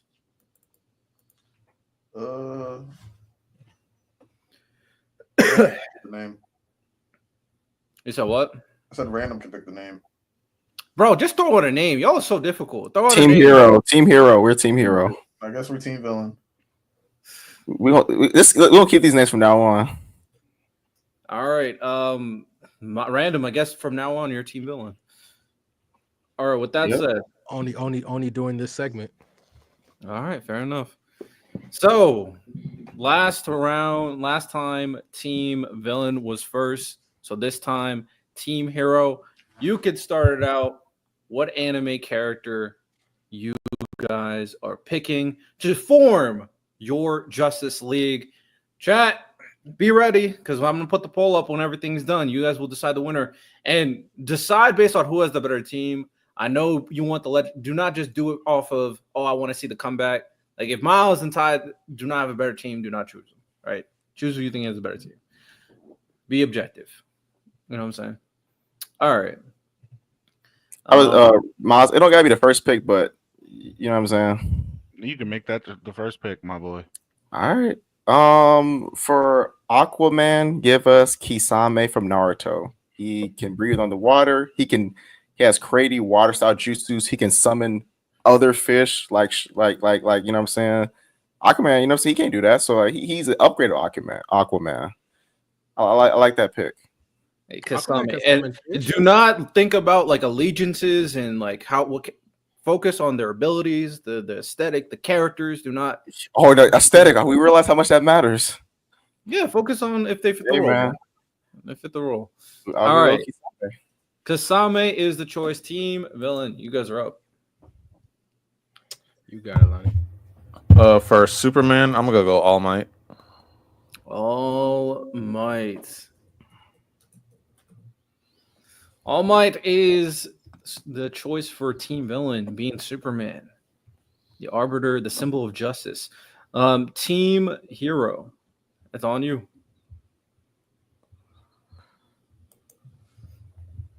All right. While they think about that,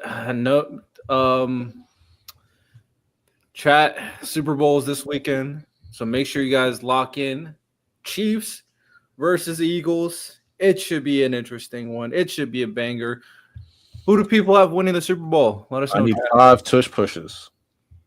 Stop being nasty. You can have 5 tush pushes that go nowhere, like Josh Allen. I'm on this side of history. I got Mahomes. Yes, sir. We here. We want to see history. Go Birds. Ew, Dill. Now I do want to see Saquon succeed, but not as much as I want to see him Patrick Mahomes. Sorry. On his birthday? Sorry. You're praying on his downfall on his birthday? That's crazy. Sorry, man. Sorry. But if they do win, Saquon better get that Super Bowl MVP.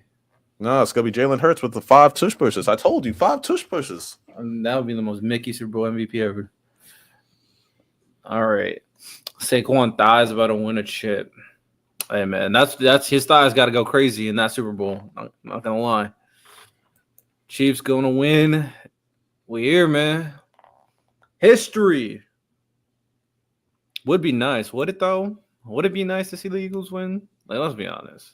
To be fair, last time the Eagles won, I saw that one dude eat horse crap on like national television. I said, yeah, we can't give y'all nice things. Yeah, we good with that. We don't want that. Nobody wants that. Come on, Eagles fans suck. Come on. All right, yeah. Let's do that one. Yeah. Mm-hmm. Oh, we're gonna do Batman. For Batman, we're gonna do Eisen. Oh, that's an interesting pick. Okay. Hero, my man, hero, team hero. Oh, my bad. Already. We'll take him. My bad. He's really the genius. Mastermind. Listen, Mr. Contingency Plan. Ain't that Eisen? Mr. Contingency Plan? We got a contingency for everything. Batman's claim to fame is prep time and contingencies. Is that not? Nah, you got something there. You planned it all. I'm not gonna lie. That would not have came to my mind, so I respect it. I respect that pick. For us, yeah, facts. W character development. I didn't pick Eisen. That was Miles. Oh. Well, we take it back. Team villain. Ty, clean that shit up quick. Oh, I love Eisen though. I do. Oh yeah. For Wonder Woman, I'm gonna pick Urza Scarlet for Wonder Woman. Okay, I like that. Oh, am I supposed to do like an explanation, or can we just keep? You can if you want. You got to convince the crowd. So you should think about that, Miles. I like that. Urza, besides the body. She's very multifaceted. She has I don't know how many different combinations. She can adapt to almost any situation, whether she needs to go tank mode, offense, If she needs to focus on speed, if she needs to do something that can buff her own teammates, she can do that. She also has super strength, speed, like Wonder Woman. And technically, she's way better than Wonder Woman in terms of how different ways that she can fight people. So, okay, all right. Ooh, what the fuck? All right, I like that pick. Ours is a good one. Now it's up to Team Hero. Yeah, Super Bowl should be very interesting. Oh, you guys got it. That's a gimme. Okay, that's a gimme. But yeah. Which you want me to do the Superman one though? Yeah. All right, for Superman, give us Saitama, ultimate hero. The people that say he is limitless, just like Superman. 2 men that are limitless. Saitama, man. I don't know. You stick Superman in a hole, he gonna run out of juice eventually. Hey man. Hey, both 2 men with no limits. So they say. The ultimate hero. Okay. I see you, Team Hero. You fighting back for sure. All right, Team Villain.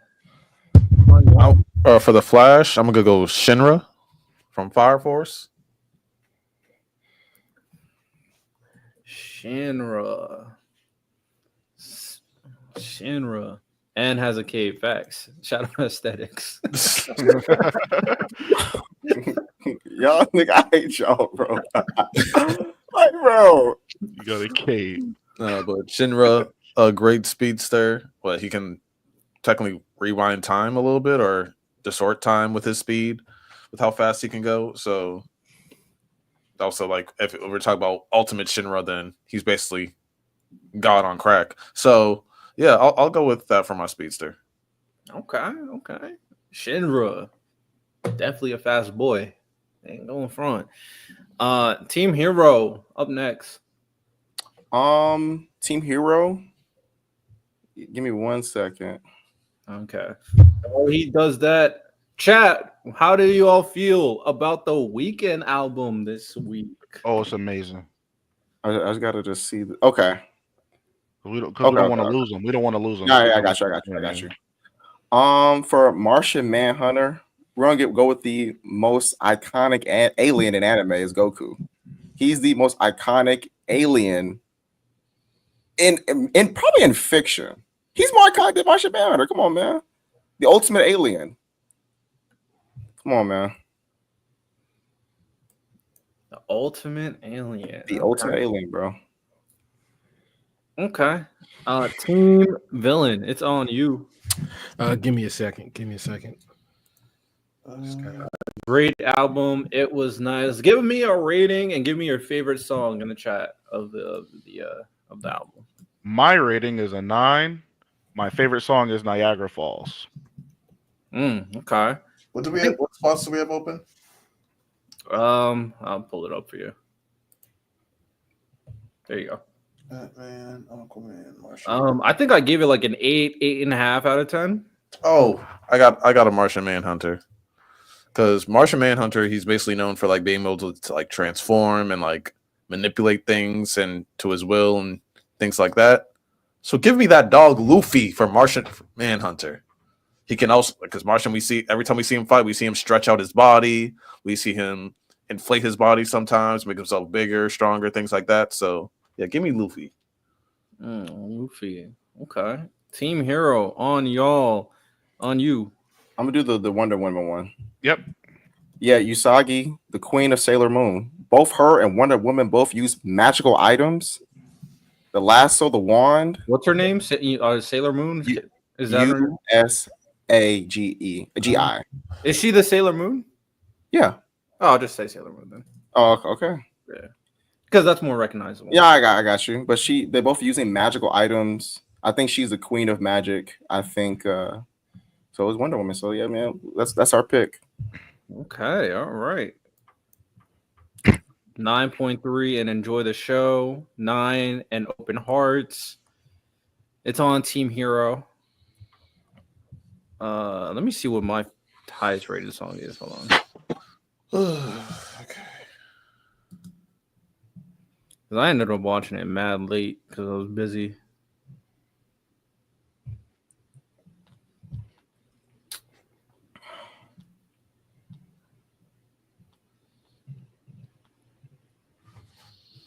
I think my favorite was Timeless. Shout out Playboy Cardi. Shout out. That thing was a banger. Timeless. They performed it live at the Grammys. They did really good. Oh, that's dope. I didn't watch the Grammys. It was ass. Because Kendrick won? It just felt I always watch the Grammys, and it was like more than any year, it just felt like a big what's the word I'm looking for? It just seemed very inorganic, I should say. Oh, Miles, we talked about before you came on, but Kanye embarrassing the culture once again with his girl. Why? You didn't see her outfit? That's reparations, baby. Oh, yeah. That's public. That's public exposure. That's what that is. That's reparations, baby. Do what you That's gotta do, public yeah. exposure. There was a kid like right there on the carpet with her. And that kid looked interested to me. I do not condone that type of behavior. I'm just saying what I saw.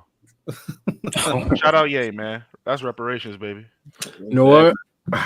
Yo, It's cool when they do it, but it's bad when we do it. Fuck them. Team Hero, it's on you. Oh, is it? Mouse.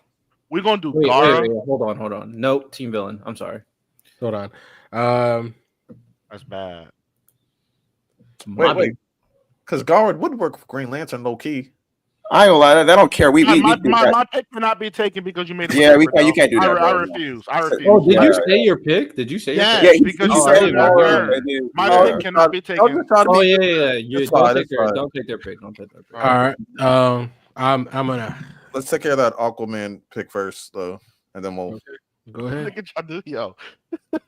I know Lonnie was rage. So which one? It worked. I was about to get tired. Which one? One or two? Yeah, I didn't even hear you say your pick, to be honest. The Song of the Future on the. I think one is more recognizable, but two's more powerful.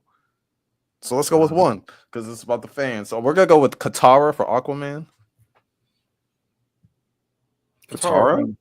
From where? Avatar? Yes. We can't. You know, Riddell. You said it's not anime, Riddell. Riddell. Yeah, I love to joke, but come on, it's not an anime. No, I'm just making sure. I can't give you that one. It's not an anime. No, I can't give you that one. We'll go with Noelle from Black Clover. Okay, there we go. There you go. Hayden. No, I'm just keeping. I just want consistency here. That's all. It was a nice attempt, though. I respect the attempt. I respect it. I'm gonna say maybe she was Okay, Team Hero. And to go with the pick you said. I'm consulting my teammate. Give me 1 second. Oh yeah, you can. We can go with that. Yeah, because they already picked their speed. Okay, yeah. We're gonna go with Gara for the Green Lantern. Okay, big bet. Gara. They basically have the same abilities. One got a ring, one got sand. They literally have the same abilities. It's both. They're both birthed from a sentient being. Their powers come from a sentient being. Green Lantern's a planet. Gara's from his mom. Same shit. Yep. Okay. All right. Team Villain on you. Do you look at my message, random? While they deliberate, chat, let me know what Grammy Award did you hate the most? What Grammy Award you liked the most? What was the best selections? Can I just say what's stupid about the Grammys, Riddell? Go for it. My pick is he's literally the guy, just in a different one. But if that's what you think, you got it. Because I'll just think about fans in terms of popularity too. How the fuck the same person should not be able to win Song of the Year and Record of the Year? That's dumb as hell to me. What's the difference? So the difference between song is just like the final product, right? Mm-hmm. Record of the Year is everything that takes place in a recording studio. So the mixing engineer, for example, gets a Grammy. The sound engineer gets a Grammy. Anybody who has a hand in the writing of the track gets a Grammy. But that's cool. But the artist who obviously had a hand in writing the song, they're basically a shoo-in to get 2 Grammys. That's lame as hell. You basically inflating your numbers at that point. Is it often that they win both? You said what? Is it often they win both? I haven't gone back and tracked the history, but this is the first time I noticed it. And Kendrick, my nigga, I like him, but I'm kind of starting to see the industry glaze that people were talking about. He's not the plighted black man that I always thought he was. Because I'm looking back, I'm looking back, and I'm just seeing he was just giving a whole lot of love and a whole lot of, you feel me? That the light skinned brother from Canada didn't seem like he was getting. So. It was just an observation. Also, the Grammys apologizing to The Weeknd was my favorite moment of the Grammys. I did like that, and then he performed right after. Like, yeah, they got me back. Go ahead, team villain. No more time. Didn't Kendrick win the same amount of Grammys as Drake in one night? Riddell, don't give him no time, Riddell. He won more. Drake has 4 in total. Kendrick won more in one night. Also, Drake started submitting his stuff for the Grammys too. To be fair, I mean, hey. That's not my. I mean, hell, Jay-Z. I'm with you though, Riddell. Jay-Z did the same thing with Beyonce, and then all of a sudden, Jay-Z did the same thing with Beyonce when he lost his mind a couple years back. All of a sudden, now she make a country album and she win. So, what was the point of making all that noise if all she needed to do is switch genres for a year? Wait, what Jay-Z did? What you mean? Because Beyonce didn't get Album of the Year again a year or 2-3 years ago, and Jay-Z went off after the Grammys. He's like, "This is bullshit. They doing the black woman dirty, blah blah blah, this and that." He said, "We're just not going to submit our stuff to the Grammys no more," because I didn't realize. W husband and father. I mean, the man cheated. He got to do what he got to do. Yo, chill out. Black men don't cheat. I just want to be an advocate for that statement. We saw the Solange footage. Random made a mistake. Black men do not cheat. Yeah, no, he just slipped into it. WJZ for being a good husband and father. We saw the Solange footage, Miles. That footage. He did it. It was an accident. I'm legally blind. I don't know what was happening in their life, bro. I don't even know how that happened. Hey, true. All right. Anyway, Solange just swinging on him in the elevator for no reason. That's crazy. It happens. Team villain, what's your pick? So the Eisen pick got me thinking. Random had a really good one, but I was just like, how do I say fuck you to Miles and Ty and get a better Batman at the same time? So I'm gonna go Kisuke for Batman because he out Batman Eisen. He's also proficient in Keto as well. Anytime in Bleach where there's a situation, give him prep time, he has a new device for it. Hey, we don't know how to get to the Soul King, he makes a gate. Hey, we don't know how to deal with the Hogiku, he makes something for that too. So I don't know. For some reason, I'm just like, how do you? The only problem is the Eisen stronger, and we over here comparing Batman to Gus. So who was crashing out at the keys when Kisuke trapped him? Oh, that was Eisen. Yeah, you got it. Kisuk. Kisuk. Yeah, he need Ichigo, bro. I'm surprised nobody. You need Ichigo. Eisen needed the Hogiku that Kisuke made. Hold on a second. I like the Lelouch pick, but you know what pick? Yeah, I'm surprised he ain't going. Wait, Eisen perfected the Hogaku that Kisuke made, though. He still needed something that Kisuke made. He perfected it. He made it better, though. Perfecting something and making it better means you've achieved a higher mastery with it. But then Kisuke he did what Kisuke couldn't do. He did what Kisuke could not do. It was still in development. It was clearly still. He was never going to do that. He did what Kisuke could not do with it because he stole it from him. No.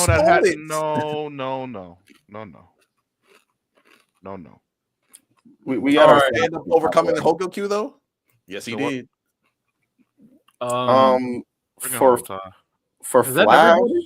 No, yeah, you got Flash. Go ahead. Yeah, we got Flash. Yeah, for our Flash, that's gonna be. Hold on a second. For our Flash, we're gonna go with the yellow Flash from Naruto, Minato, man. Literally, he got the name, he got the swag. He do got the name. He got listen the like he is not the fastest speedster, but he's one of the most iconic speedsters in anime, bro. Okay. All right. And then they literally said, "Yo, if you see him, get away if you can." Green Lantern for team villain. Leon Sight. Koro Sensei was an interesting. I thought Minato was the first name that came to mind for Flash. Not gonna lie. But I think Koro Sensei is a good one. Shinra's a good one too. Random. Okay. That's the only thing that I can think of. How were people feeling about Sakamoto Day's recent anime episode with that animation of the Sakamoto versus Hard Boiled guy? I'm not gonna lie to you. Yeah, it didn't look great. I'm not gonna lie. The ratings have not been doing well. They've not been kind to Sakamoto Days this season. All the episodes. Some of the Blue Lock low episodes have been getting similar ratings to some of these Sakamoto Days episodes. But hey, I was jumping the gun when I said the animation looked mid. But guess what? Hey, I will say this though. To be fair to you and to be fair to me, I said if they do not cook in the Sakamoto versus Hard Boil fight, I'm concerned. I'm officially concerned. I'm very concerned about this anime and how well it's going to perform because that fight looked not good. It did not look good at all. Think about most series they early fight. Well, actually, go ahead, Lonnie. Y'all go ahead and do y'all pick, man. No, I was gonna say because with Sakamoto Days, the main thing I compare it to something that came out around the same time is Kaiju number 8. In terms of sales, they're similar. In terms of popularity, they've always been similar. Early fights for Kaiju clear the early fights for Sakamoto Days right now in terms of animation quality. So that's what I'm concerned about. I know that they can be a solid anime. They just won't be one of those top 10. Yeah, it could be solid. It could be like Mashley is solid in terms of like the animation, but it's still like a great watch. Like it's still a fun time. I'm just saying, Santo, like at this point, when it comes to like Shonen Jump, like very successful Shonen Jump series, I want them all to have like really great animation. Yeah, and also, at this point, Sakamoto Days is not going to get that treatment. Also, we can't say that we're spoiled. It's 2025. Name a big anime at this point or significant that comes from a significant manga that does not have great animation right now. My Hero right now has great animation. Bleach, One Piece, Kaiju, wait.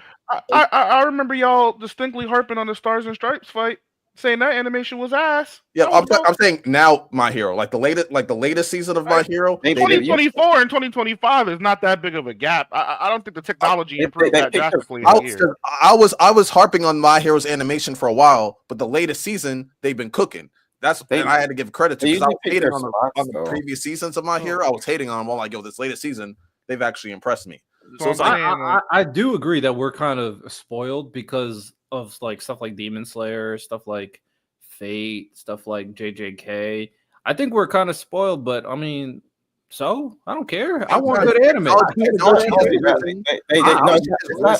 the anime can still be good, even though the. Right. No, but not anime is really good, but right now the animation is mid. That's what we've been saying. I don't think that most anime start off with this insane animation that we see. Watch the first 10 episodes of JJK. The animation is not the Maharaga fight. It's very standard. Like Sakamoto Days, it's pretty standard. They gave all of these series time. You gave, My Hero was ass all that time, and now it's animation. The first 10 episodes and what Sakamoto's putting out right now. I'm saying they're just. It's just standard, and then usually I don't think they're going to put all the resources and time and scheduling towards early fights. It's usually like as the season go on. Everybody's ufotable who only pick a couple series at a time, so they do that. So if we name like 15 animes from like the last 2 years, can we find how many? All of them are made by different studios, and we noticed TMS does not. TMS. Their call to fame is not great animation. All right. We'll discuss this a little bit more after. Let's get the final couple picks, and then we'll wrap up this segment. Team villain, Green Lantern. Did you ever respond random? I say sure. You got it. I mean, either could work. We're gonna go with Giorno for Green Lantern. Okay. All right, we got our Justice League squads. Chat, I'm gonna put the poll in a second, but before I do, I'm gonna allow Team Hero and Team Villain to explain their picks. Go for it. We always go first. Y'all we literally went first last time. Wait, no, y'all did not. Y'all made us go first. Last week we went first, didn't we? No, y'all made us go first. Yeah, like literally. You actually Lonnie, we made technically you made them go first. This is where I'm out. You made them go first, so we should go first. We went first the first 2 times. Yeah, I don't understand. All I can speak of is last week, and Lonnie made y'all go first. That's why I'm saying we should go first this time. All right. Yeah, Jaden, you're actually correct. Yo, I feel like Chorno's made every single draft because he's cracked. He is cracked, but this shit is all purpose, bro. Exactly, like Green Lantern. All right, so Superman, All Might. We all know that All Might's just a Sheen version of Superman. similar powers except for the lasers, similar color panels too. Super strength, the aura, everything. Kisuke is when it comes to like creating devices, strategy, prep time. You give Kisuke any type of prep time, he's got an answer for you. Especially when it comes to his powers, how he can like just put the different situations into his favor. Urza, better Wonder Woman, also has super strength, very multidimensional. If you need her to be more stronger, if you need her to be tank, you need her to be faster, you need her to be able to buff her teammates. She can do all that. Giorno, like Green Lantern, very multifaceted, can basically create whatever he needs to. Flash, Shinra, not only is he a god of creation, he also can move past reality. He can like the Flash, he can move so fast he goes to different dimensions. Noel, Aquaman, they both use all water. I don't know what the fuck to tell you. I don't know what to tell you. I don't know what to tell you. And Martian Manhunter, we see all the time him manipulating his body, him stretching it out, him doing whatever he needs to do with his body to transform in different situations. Luffy does the same thing, especially when we get to Gear 5, how he can not only manipulate his body, he can manipulate his surroundings. And yeah, I think we got a pretty good, well-rounded team that is all multifaceted, and they all fit their roles, and they can all do a bunch of stuff. May I do this, Miles? Because I want to approach this. I want to approach this the same way that Lonnie did last week. First of all, people are going with the stand. I'll be petty. Yeah, for sure. Once y'all mentioned All Might being like this superhero dude, we knew he would go with it. We knew that line was going to fall into the stand. We want to go we want to spice up a bit. Saitama fits that bill of Superman because he's inevitable like a Superman. All Might not inevitable, bro. Aizen, we already talked about Aizen and Kisuke. Aizen did everything Kisuke did, but better. Kisuke is an overrated Uber. Sailor Moon is literally the magical girl. She's the magical girl, right? Urza, she got magic, but Sailor Moon does that times 10. Green Lantern and Gara literally, I think his abilities are more grounded to what Green Lantern's abilities are, which I think to me that's a better fit. Minato he's not as fast as Shinra, but like that name, the Yellow Flash. Come on, bro. We'll go by nicknames, nigga. I didn't interrupt you. I'll let you go on your spill. I think that the narrative around him, the narrative around his speed is more prominent in his series. Like he is known as a character that if you see him on site, run away if you can. So narratively, even if you could say Shinra's faster, I think it's more important for Minato's character. Kisame, Noah's not a fish, bro. Right? She can't summon. She ain't got nothing to do with no fish. Kisame is literally a fish boy that can summon and control fish like Aquaman. He is out of all the things on this list, Kisame is the best pick, I think. He's the closest to the DC counterpart. I don't know how anyone can disagree with that. And then Luffy's watered down Goku, and he's a damn human. Goku is an actual alien. Y'all love aesthetic, right? Goku is an actual alien, literally. Come on, bro, stop it. And he can shoot. He had the laser beams. He can fly. His powers are not only close to Martian Manhunter. They're both aliens, bro. So I think that we got the. Does she control? Does she control fish? Let me know if she controls some fish, bro. Can she summon sharks? She's a fish. She turns into a fish. I said, can she summon? Can she summon a shark? Oh, guess what? Also, do I get to rebuttal after he's done? Let me know when you're done. No. There's no rebuttal. No. You just say that there's no rebuttal. Riddell. All we did was hear our spills. We moved on to voting. I didn't get a chance. Lonnie did the same thing last week. I want fairness. Let's go to the voting. I want fairness, man. That's all I ask for. I don't ask for nothing much. When you throw some water on them. I don't ask for throw some water on them. I'm a fair man. I don't ask for nothing. I honestly, I don't even remember, to be honest. I know you don't remember Riddell, but I remember. I don't know. I do. We were mistreated. I remember. Yeah. Really were. That sounds like some bias. Hey, random. Do you think you deserve a rebuttal? We didn't get one last week. I let y'all talk whatever y'all wanted to. I'm asking your teammate. I'm trying to get another opinion. Random. I'm gonna ask one question first. Do y'all want a rebuttal or no? No, I don't want to hear it. Oh yeah, see that because they scared. I don't want to hear it. I wasn't afforded one, so I think that you shouldn't have one. Yeah, I don't. Yeah, No, we're Chad, All right, then. All All right, Lonnie, you've been outvoted. All right, hey, you don't get a rebuttal. There you go. No. All right, so with that said, this is pure team villain activity. I will not be a part of it.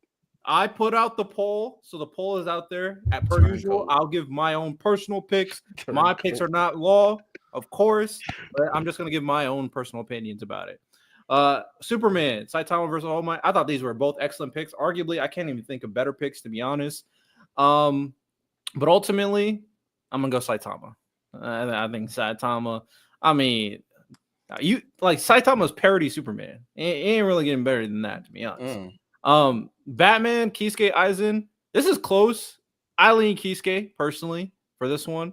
But I do think it's very close. I just like Kisuke using gadgets. I do think Kisuke and his contingencies are a little bit more shown throughout the series. So I'm gonna go there. Wonder Woman, Urza, Sailor Moon, both excellent picks as usual. But I'm gonna lean Sailor Moon personally. The warrior aspect of Urza is very interesting, but Sailor Moon's also a warrior. Also, they have very similar fits, aesthetics. You feel me? You already know. So yeah, I'm gonna go there. They're also kind of both represent like this type of like goddess type thing with Sailor Moon, obviously representing the moon. Wonder Woman, I think she's Artemis. So yeah, the Green Lantern, Giorno Gara. I'm gonna be honest, I don't understand the Giorno pick. I know you explained it, I just don't get it. I'm gonna go Gara. Flash, Shinra, Minato. These are both excellent picks. Honestly, Shinra is, I didn't even think about Shinra. I lean Shinra, even though Minato is a really good pick. I lean Shinra. Aquaman, Kisame clears. I'm gonna be honest. And then Martian Manhunter. Goku's an alien. Luffy's not. I'm not gonna lie. So Luffy, that was an interesting pick. But I honestly, I don't really like either pick. I went with powers. You said roll. Luffy doesn't transform like Martian Manhunter. Hey, yo, no one you dare contest. Goku doesn't transform like Martian Manhunter either. But Goku fits the role of what Martian. Wait, you said Goku can't what?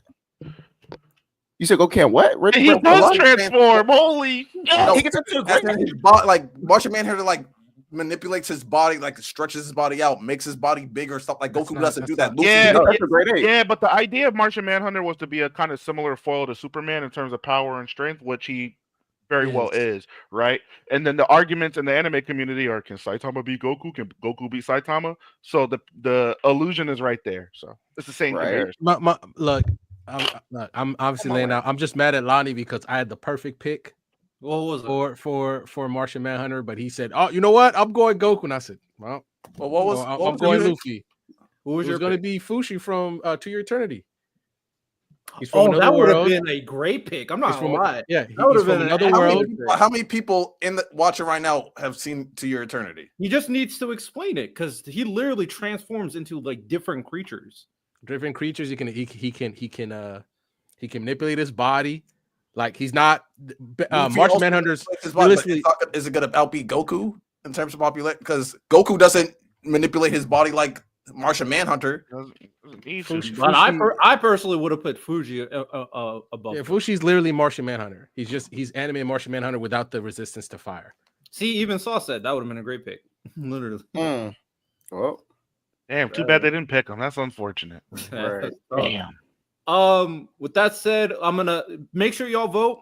I'll come back to the poll a little bit later, and then we'll figure out who exactly is the winner. All I'm saying is this: if we lose this one, y'all, I'm recorded a list of names of the people in the chat. I will be frying routers. I'm just saying. Now this is blackmail. This is blackmail. There's no way possible we should. Yeah, we lose this one. It's a fixes in, bro. Lonnie and Rand are going on a burner's account voting, bro. This is like, come on, bro. Right, you really think? Never mind. I would. Open up as I'm not doing it, but I would. Exactly. Open up as Lonnie. With that said, while everybody keeps on voting for who they think is the winner, Lonnie, you had a segment. Too bad Sensei not here. No, so it's a good. It's a would you rather. Yeah, it's a would you rather, but this is gonna be villain edition. As in, I'm basically gonna make y'all some villains. And we're gonna go one by one. But so let's start off with random. Would you rather villain edition? Would you rather Shao Tucker your family? Or would you rather be Eren Yeager and stomp 80% of the world? You're nasty because you have to pick one too. You gotta pick one. You gotta pick one. Real? This is an easy pick for me. Lonnie's nasty though. This could turn into a whole argument if Lonnie wanted it to, depending on what random picks. Lonnie literally he messaged me and said, "I'm gonna make random crap." Literally. I would say one did something wrong, one didn't. I don't know. Oh man, I'm not gonna say which one was participate. Feel free to participate. The point of the segment is to put people in villain shoes. You gotta choose one or the other. I'll be that guy. I'll Shao Tucker my family because I know I'm gonna be caught and going to jail, then murder billions of people who I've never met. You're gonna Shao Tucker your mother? That's crazy. No, I mean, I can't. I'm not mad at Random's logic. I am. I'm not mad at what he's saying. No, because this is what I'm saying. Like, look, this is what I'm gonna say. Look, obviously, Eren Yeager was at that rally and heard them say what they said. Those people deserve to die. That one mother running toward the cliff with her baby, she did nothing wrong to Eren. Neither is your daughter. I need you to show your family that I'm not going to show them nothing. That Full Metal Alchemist episode. We can't grill Random for. That's his pick. Yeah, for two choices that are objectively just bad choices. Like we can't grill him for. I know Edward's gonna find me. I know he's gonna stop me, and I know I'm gonna go to jail. Eren died though, so he also murdered billions of people. I'm just saying your guilty conscience won't last long. And I'm just gonna say I'm just gonna sit there and say billions of people who, let's be honest, I'm never gonna see 95% of those people, and I just can't do that. I just can't. I ain't gonna do you like that. I respect it. Random, don't worry. I respect it. All right. And the second one is, would you rather lose a sensei like Nanami, or rather lose your what's that nigga's name from Full Metal Alchemist? Who are you asking? No, this is everybody. Oh, okay. So, the other one, everybody too? Yes. So would you rather lose your best friend like Hughes, or would you rather lose your sensei like Nanami? Lose my sensei for sure, because he old head. You feel me? Like he lived his life. Like a nigga, like no. So seriously, like if you ask older people, they would rather pass away than someone younger than them. So yeah, lose my sensei. You served your purpose. You passed on your teachings. Your legacy lives on with your student. I'm not losing my best friend. Like, nah, bro. That's my homie. Come on. That's easy for me. I respect it. Okay. Miles, Random, what are you picking? And Nanami ain't got no family like you, so Sensei up out of there. Yeah, that's easy. I'm also the sensei. That get back on Mahito, I'm gonna be a lot worse than Yuji. I'm not gonna hold you. No, that's a lot worse. Hey man, Lonnie, that one was too easy. Yeah, that was easy. I'll get nasty next week. I ain't gonna like you next. I'm so mad. I'm so mad at you for making me pick that. The Shao Tucker era one. I'm glad I took all the onus out of it. I wasn't gonna crash out. Good man. High ground. No, I like the low ground. I like the basement. I like the I like the pavement. I like the Underground Railroad. Oh my goodness! I like the tunnels, man. Come on, man. Is that all you had, Lonnie? The trenches. Yeah, my nasty one. I want Santo here for the nasty one next week. So it's good. It's gonna be interesting. All right, valid. All right, with that said, let's move on to the main topic of the show, of course. Been mixing things around, based off like the vibes. So everything hasn't been as formulated, but everything has been segmented. But a main segment, still a main segment. So you're getting a transition.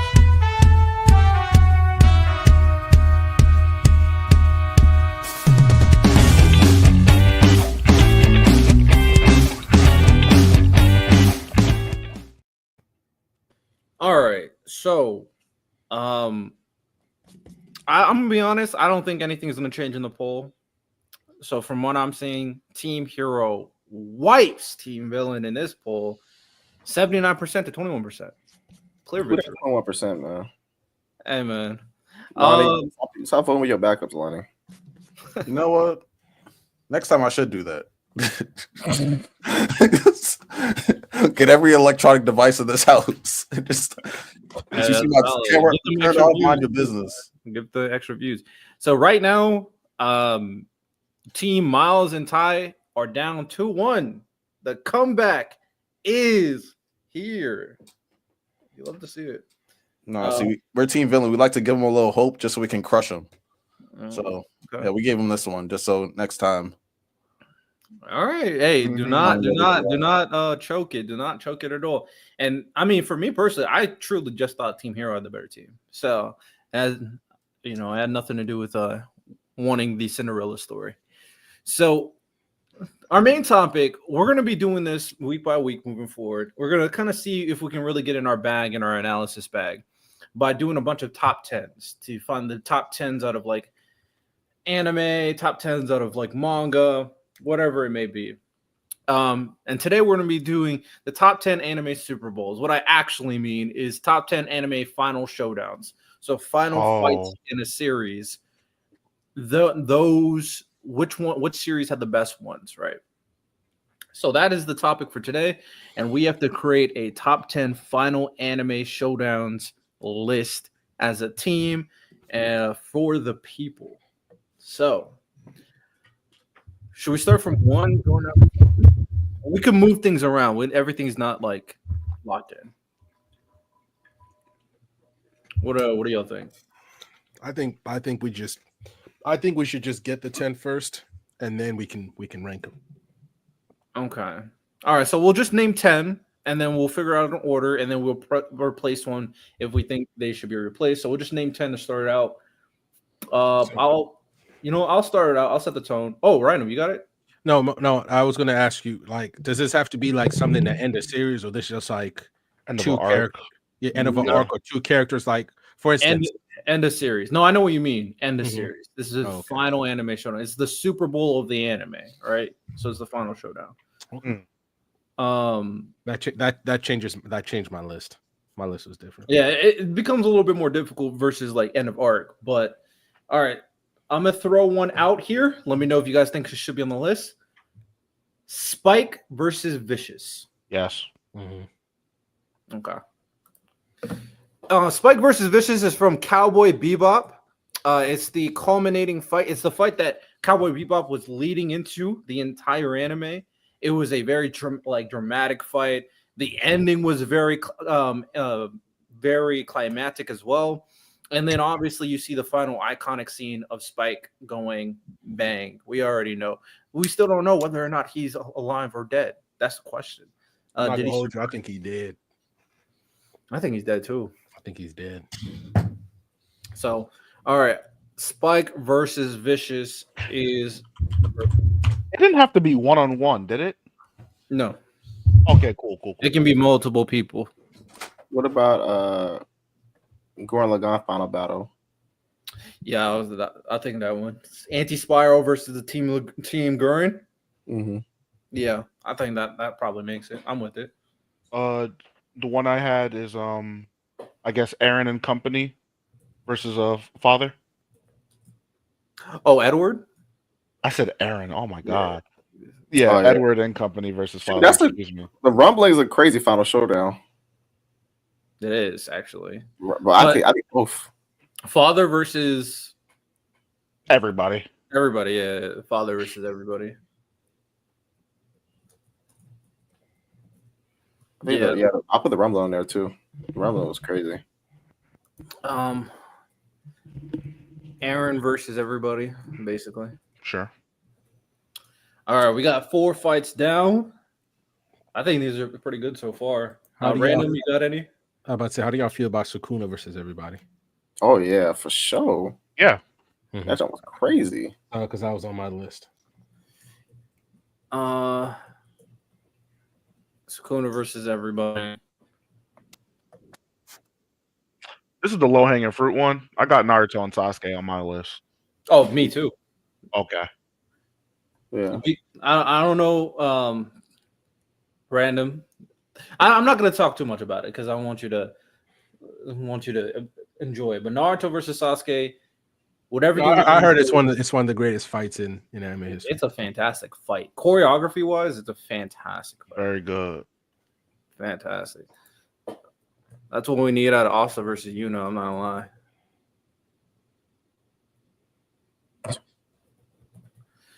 All right.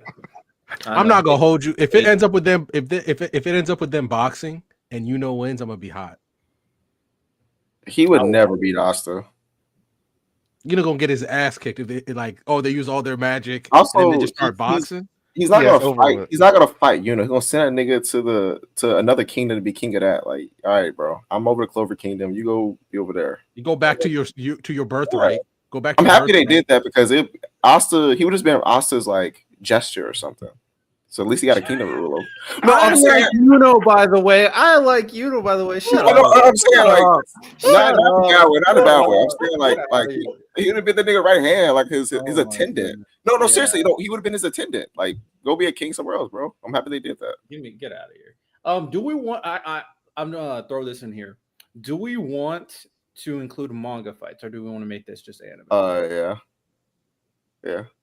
I think manga. Sukuna versus everybody's a manga fight. That's what I'm saying. Yeah, that's why I brought it up. That's fine. Mixed bag. That's cool. Okay. For now, we'll include everything unless we have enough to just make it all anime. Because there's something for it to be. So there's something there to just be all anime. Go ahead. What were you saying? I'm gonna say Goku versus Jiren that had the world in chokehold. I had that on my list. I just wasn't gonna say it. Goku versus who? Jiren. I don't consider that a final showdown. Because Super is still going. Yeah, he said because ongoing. Oh, okay. That's fair. That's all fair. Right, let me. Okay. The anime's not. Yeah, that's why I was like, the anime's done. Like, wink. What do we think about the Infinity Castle? Can I just cheat and say all of that? No, come on. No, that's too much. I had Kiritsugu and Kirei on mine. Oh, is that the final fight? It is. Okay. I'd say that's an honorable mention. Although I do really like it.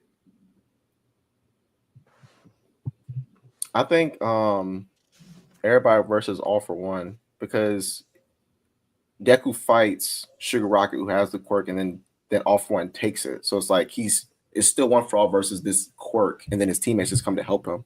So that's why I consider one bout because it's just escalation. He's fighting Shigaraki, then All for One takes over. Yeah, from when Deku Shigaraki, that final encounter on, I would also consider that like all one. I put that was tough. Okay. I don't know if y'all seen the some of the redone pages that Horikoshi did. Just beautiful, bro. I'll put this up there for now. Everyone versus All for One / Shigaraki. You know something? If in Death Note, if that was L instead of Nier, would have been iconic. I mean, it was iconic anyways. Like the way that light went out was iconic, but it was like it's Nier though. It's not as good. Okay, you mentioned. Oh, what were you about to say? Because of his comment, right? So I didn't have Poochie, but I had Dio. That's what I was thinking. Jotaro versus Dio. But technically, that's not the end of JoJo's. So that's why I was like, now semantics, sure, but I mean they're like different series, so I feel like that would be okay. Because JoJo's part 5 is a completely different timeline. It's like in the future. No, I mean like it's in the end of the future. Sure. Yes. Okay. So I would consider JoJo versus Dio a final showdown. I think that one should be on. Okay. Okay. All right. So since we put Goku versus Jiren on the list, so Goku and Vegeta versus Kid Buu doesn't make it because. Oh, that's interesting. Would it make it though? I mean, I would say so, but I think it's an iconic final showdown. I think it's iconic. Goku and Vegeta versus Kid Buu. I don't remember I don't remember a lot from that scene though, other than like Goku getting the spirit bomb, Vegeta yelling at everybody, Hercule saying, "Yo, give him the power." Super Saiyan 3 Goku fighting for a bit, but not really doing much. Vegeta acknowledging Goku during that fight. That was a good moment. The final Spirit Bomb. Final Spirit Bomb when it was dope though. I like the best part to me was when he wished that he would come back as somebody better. That was a good moment. That was. I'll put it for now, and if we want to remove it, we can. Couple other names to throw out there. Man, these niggas lucky One Piece ain't over. That final battle was crazy. Facts. Stay lucky. Now, we don't need to put this on the list because not everybody's seen it. But I'm telling everybody now, when you read God of High School, Mori Jin versus the final villain, I won't say his name because it's a spoiler, is one of the best final fights you will ever see. Are we going outside of anime and manga? Oh, no, I'm saying we're not going to put it, but I'm just telling people. I was going to throw Avatar in there, but never mind. Oh, against Ozai? Yeah. That was. What about if we included? I mean, it technically is a final showdown. Team Kuroko versus Team Akashi. Technically, it is a final showdown. I'm just saying. Technically, it's a final showdown. You had that on your list? Yeah, that thing was heat, bro. I'm not gonna lie, that thing was fire. Yeah, we already got everyone versus Aaron. My only thing is, I don't know how much I have Claymore. I said Claymore. I have a Claire versus Priscilla on mine. That's from Claymore. That's a pretty good final fight. That is a really good one. I just want to point this out to everybody. Riddell's not a Gintama fan for real. He didn't mention Gintama, which he shouldn't. But I'm just letting y'all know, where we all stand at with this. Well, the reason why I didn't is because there's actually a fight after the main showdown, and that fight is not as good as the main showdown. So it just drops. So that's yeah. See what I'm saying, man? No. Gintama was amazing, and if I was including that fight, 100%. I watched 10 episodes, 4 episodes recently. I'm on 218. I'm moving slowly but surely. Right there, when I get, we didn't have a Gintama episode when I catch up, boy. I don't want to talk about Gintama with you. Yes, you do. Yes, you do. I'm a fair man. No, you're not. Could y'all say I'm too nice? I'm a fair man. Don't let Ty trick y'all. Natsu versus Seraph. I personally did not like Natsu versus Seraph. That's just me. I didn't like the fight. I thought it was BS. Personally, I'm not a fan. Also, still Fairy Tail's still going 100 requests, but yeah, it's do you want to include Naruto versus Sasuke Part 1 if Fairy Tail's still going? I agree. I'm with you. Saitama versus Boros is not the final showdown of One Punch Man, so we can't include it. How do we? Chainsaw Man is still going because Denji versus Makima would have been interesting. How many we got right now? I'll show you right now. So far we got 9, actually. Oh, 9. We need one more. One more, unless we can think of others and replace them. Yeah, that's what I'm trying to think. What's one? If you're locked into 7 Deadly Sins, the Demon King versus 7 Deadly Sins was good. The manga. Yeah, in the manga. Well, no, the anime's done, so it happened in the anime, but it wasn't as good. I like in the anime. I like Inuyasha's final battle, but I don't know if I hit it top 10. I mean, Naraku versus everybody. Mm-hmm. I like that battle a lot. But Shinra versus Haumea. No, actually, I'm put that in a pin. I think 100% the Kishin versus Maka, Black Star, and Kid should be on here. Yes. That's one of my favorite fights in manga. That fight is amazing. And it's a great conclusion to Soul Eater. So Ash becoming world champion. Yeah, that's actually crazy. That's 20 years in, man. He finally did it. Disgusting. But other than Lonnie and me, does anybody else seen Soul Eater? Yeah, I've seen it.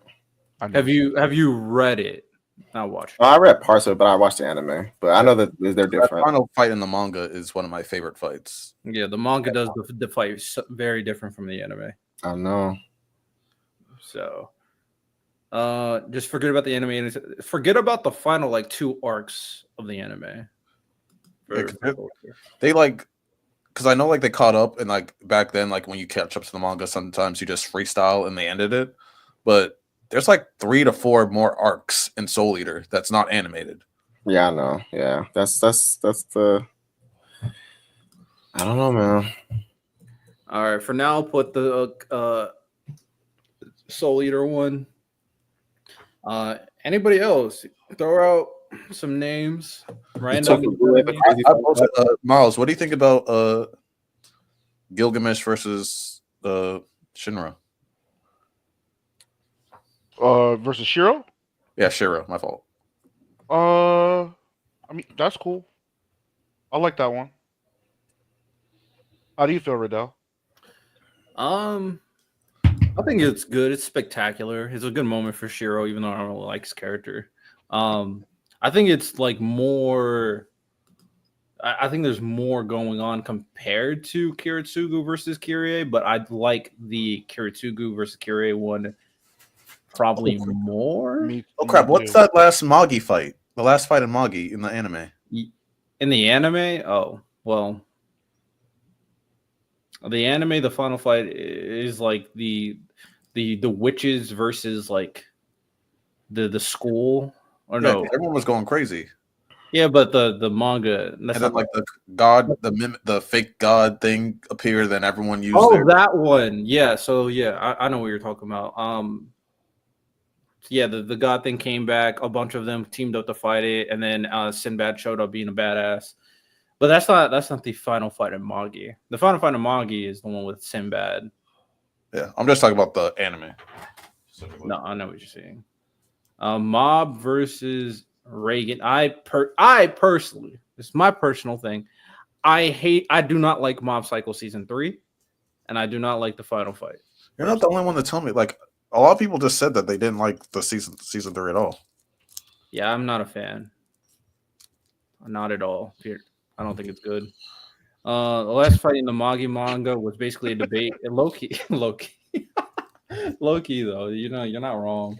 You're not wrong. I know y'all not tapped into Shaman King like that, but the last fight in Shaman King versus Heyo is one of my favorites. I think it's spectacular. Like everyone got like their super power ups, and even though they still end up losing. I like Kai's pick only because it's the only one in which the heroes don't win. True. Well, in Shaman King, they don't win either. That's Cyberpunk one pissed me off. Housing Ultimate. It made you mad?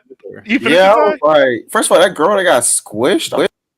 Yeah, Rebecca. I'm with you, she Todd. got violated. I was so upset. I'm like, no, why? She's my favorite character. Why'd you do this? She was just loyal to a fault, man. That's my boy. No, that had nothing to do with it. She just got squished, bro. Like, no. I understand, but at some point, I was like, yo, he ain't worth it. He really deserved better. She deserved better. She deserved us so much. I don't know, Ty. It just felt too abrupt. Like they had that heartfelt moment, and then she was just gone. I was like, and I was just like, I was trying to figure like, what's the point? I guess the point is they all gotta die. I guess. I mean, but like, except the one girl, she's the love interest, or whatever. But like, she ain't shit. I'll say it. Being invested in the cyberpunk world, though, a lot of the deaths are like that. They're just very. I guess. Girl, man. David ain't shit. To be honest. I don't like him. I think he just does a bunch of dumb shit. Personally, he met the wrong girl, and she ruined his life. Loki, I'm gonna keep it a stat. I mean, his life was kind of fucked. So I'm not gonna lie. He kind of was fucked regardless. He could have still went to school and did good. His life wasn't fucked. He had a choice. He was about to get kicked out of his apartment. As he should. People were homeless and made something of themselves many times. They what you call it? I'm trying to remember. His mom was in Arasaka. She had passed, so he was losing his house because she wasn't in Arasaka no more. And then was he late? Something happened that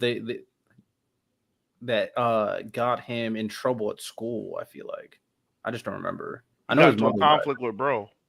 I know the bro beat him up. So I'm talking about he came back with the Sandevistan and beat him up. Fair. Did he use that before you met her or after you met her? After. Wait, you talking about before he met who? Lucy? Yeah. He used it before he met her.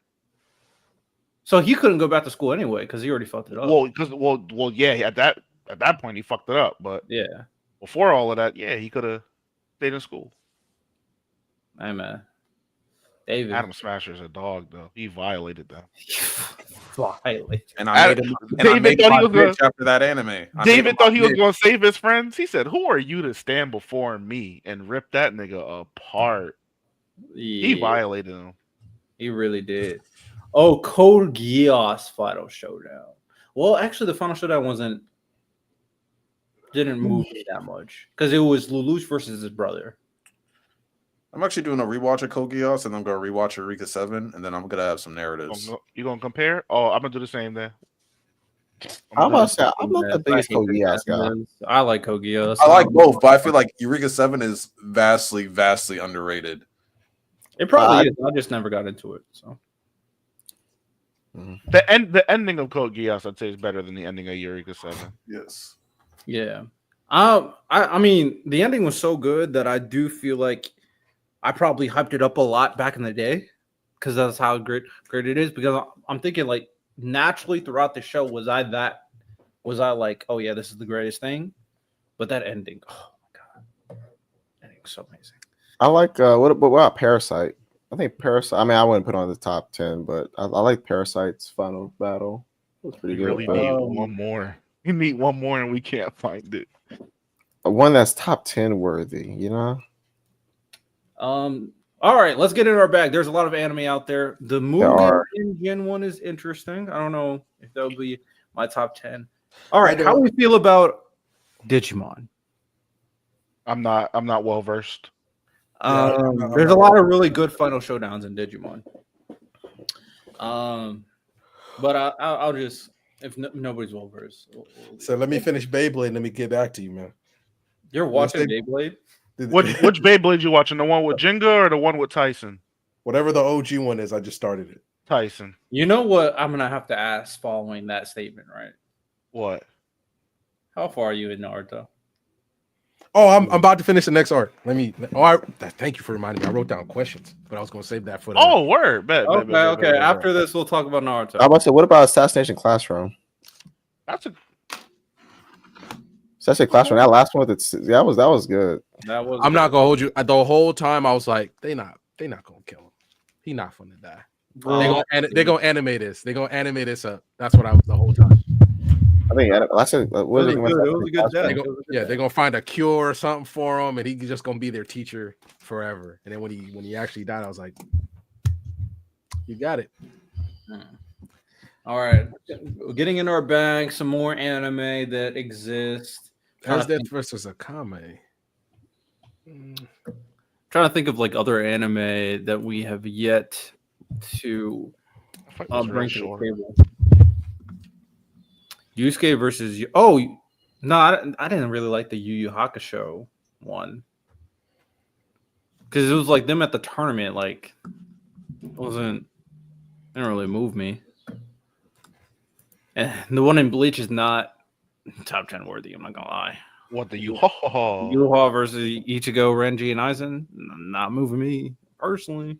They better scrap that and fix it. To be honest, the final fight in Neon Genesis is actually good, but I just hate the series. So there's a final fight in Neon? I don't like the final thing with he fights that one guy that's pretending to be a human or whatever. To be honest, I have no idea what you're talking about. You might be right. I think the one I was thinking about was like Asuka. She was the one fighting. I still don't understand the end of Neon. They start talking about God and shit, and I was just like, man, I thought I was watching some shit about robots. Facts. Yeah, I'm like, the final fight in Psycho-Pass with Makishima versus old dude. That one's fire. Dude, we're trying to come up with a top 10 anime fights that like close out a series, like a final showdown. The final fight in Demon Slayer is not good. Yeah, thank God that wasn't on my list. I hope it wasn't on anybody else's list. It was on randoms, no? Yeah. Depending on where random's at in Naruto, I do have one more would you rather. But it depends on where he's at. Okay. TG? Oh, I know exactly what you're about to say. I know exactly what you're about to say. I don't know if you do. versus I don't know if you do. I do. Hold on a second. Text me, Ty. I'm about to text you. Ken Kaneki versus Furuta. Yeah, Dragon. Yeah. Other final points. I'm looking at other series of things I've seen.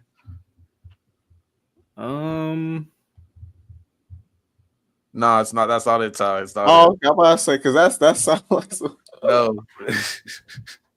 But this one's gonna hurt all y'all because all y'all gotta answer it. Oh, by the way, I finished Undead Luck. I kind of sped run through it. They have a pretty good final fight. I think the ending is actually pretty solid.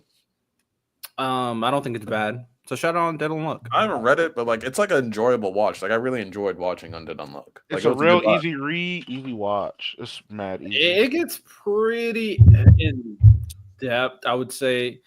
I'm not the biggest fan of Undead Unluck personally. I don't really like it that much. Other than Fuko is a freaking dog. Love Fuko. But other than that, I think it's very enjoyable. I think people will enjoy it. What y'all think about Promised Neverland? I like the final showdown. The one against the queen, or the one against the dude? What's his name? The brother. I'd say that. I mean, they're both kind. That's what I'm saying. Like they're both kind of like the same. I would just use one big thing, but I would say Goku versus Kid Buu is here. I would say we're not feeling the. All right, everybody, just name one, and then we'll see what we do. So, Lonnie, what are you picking? What are you talking about? Name one final showdown, and then we'll decide amongst the ones we pick. Oh, out of the list? No, just a new one picked yet. A new one. Oh, someone said it like the final showdown in Yu-Gi-Oh, the first one with Kaiba and the Pharaoh. I thought that was pretty. I mean, the final one with the Pharaoh. versus Yami, yeah. Yeah, Yugi and the Pharaoh. Okay. Lonnie picks Yugi versus Yami. Random, what do you pick? Sorry, I was making sure I had the right question. Sorry, say that one more time. Y'all are killing me.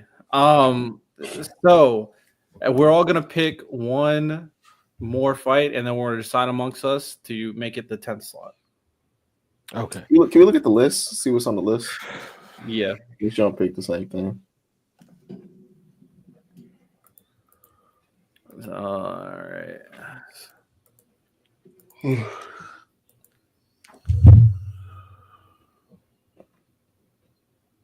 A lot of this villain versus everybody on this list.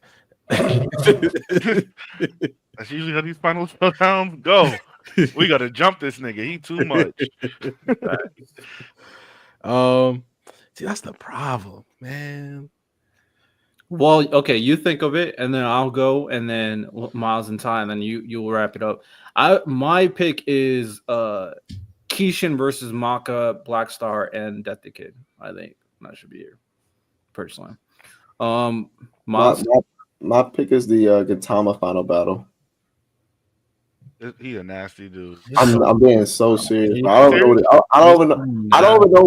know what it is, but I heard it's peak allegedly. So I'm going with that one. He's so disgusting, bro. I heard it was peak, so I'm picking that one. Nasty. Is it not peak? No. It's So I'm great. going with one. Who's in the final fight? Name the characters' names, and then you can pick it. If it's not Gintoki, I don't want to watch it. Who else? I don't know. I just said that. Well, but listen, I'm picking Gintoki. That's my pick. We have free will and freedom of speech up here, don't we? Okay, Miles, what's your pick? I'm gonna double down on my earlier one, Kirei versus Kiritsugu. Fair, valid. Oh, well, I thought we couldn't double down. Then I would have said the Kishin versus Black Star and all them. Okay, all right. That's two votes. Ty picked Gintama. Random. Okay, so I guess from Unlimited Blood Warriors, because so we don't like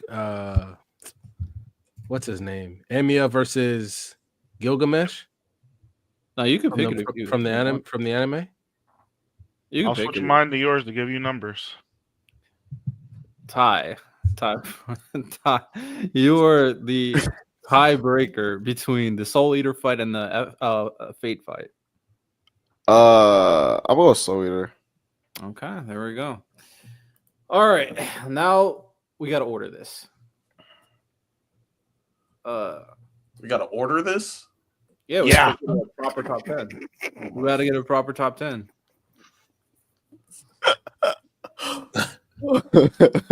Did you not hear what I said before? We're gonna name things and then we're gonna order it. I swear, y'all don't be listening to me.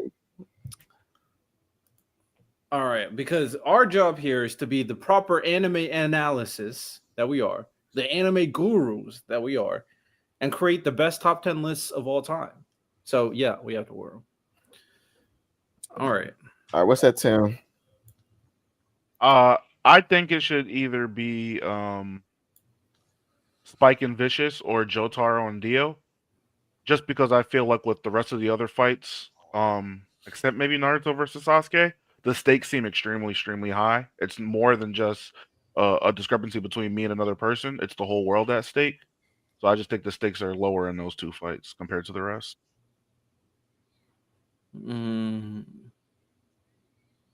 I hear that. I'm cool with Spike versus Vicious being 10. Let's do it. Put it at 10. Any disagreements? For what at 10?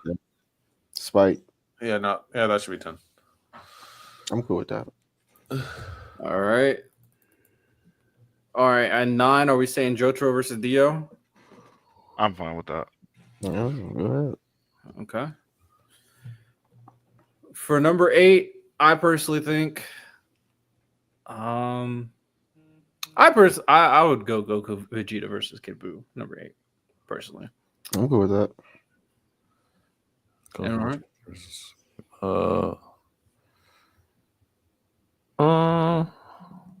Yeah. Is everyone versus All for One? I was just about to ask that. That's the exact one I was like. I was just about to ask that. Is everyone fighting All for One really better than Goku and Vegeta fighting Kid Buu? I don't know. I'm gonna say no. I'm not giving All Might that. I think I'm giving All for One that. No, I think My Heroes is probably better. I don't think so. I think it doesn't sit right with my spirit, Ty. It doesn't. I mean, if I'm outvoted, I'm outvoted. It's fine. Yeah, true. Fair. You are right, Ty. All right. It looks like this one is 8. All right. Are we saying Goku Vegeta versus Kid Buu 7? Yeah. Yeah, I'm cool with 7. Okay. All right. Do you want to argue? Does anyone argue Anti-Spiral versus Team Gurren? Oh no, Anti-Spiral versus Team Gurren clears, in my opinion. Okay. All right. Are we saying 6? I got Naruto versus Sasuke. I have Naruto versus Sasuke top 3 personally. So you should have. Can you erase the ones that's over? Never mind. Don't matter. I feel like I knew the outcome. It was just hype. Valid, but I feel like you knew the outcome for like a lot of them. No, I didn't. In terms of who wins? Man, I thought Aaron was gonna stomp all of that shit. I thought Sukuna was gonna slice all of that shit. I thought Father was gonna transmute all of that shit. No, you didn't. You didn't think Father was gonna win. I'm capping. I'm capping. I did it. All right. I don't know, man. The ones that are definitely unpredictable, I feel like, were Aaron and maybe Sukuna. Other than that, I feel like everyone else. What about? I think Soul Eater should go next. Fair. If people want, I really like this fight, but I personally think it's better than. You want to put Anti-Spiral versus Team Gurren, don't you? You know what? I do think the Kishin fight is better. I'm sorry. I personally do. I think it's better. Death the Kid, he finally got all his powers, which killed his dad, but he ended up being cracked. Black Star ascended to like the limits past what a human being should be. Maka was in perfect synchronization going crazy too. It was just, and she was like also a weapon too. Like, yeah, it was crazy, bro. I don't know. Like, it was just like also the accumulation of like their journey, like all their personal journeys, like coming into like this one perfect moment to fight the Antichrist. Basically, it was crazy to me. So I agree. I would put Anti-Spy versus Team Girl next. Actually, after thinking about it. Yep. We really that high on Sukuna versus everybody? No. Yeah, I am. What do we? I do question what we think everybody means. Because are we counting? Gojo on? They're counting Gojo, and I think the Gojo shit is what hard carried it to me. I was afraid to say it when we were going week to week. I do not think that shit was that good. I don't. I thought it was fire. I got to a point where I just wanted it to be over. I didn't care about a lot of the people that showed up trying to help out. There were some people I didn't care about, but like I still thought some of what they did was like impactful, and still some of it was fire. I was not moved by that. The only part that I liked is Gojo and then Yuji and Yuta versus Sukuna. That's it. I didn't really care. You didn't like Todo and Yuji?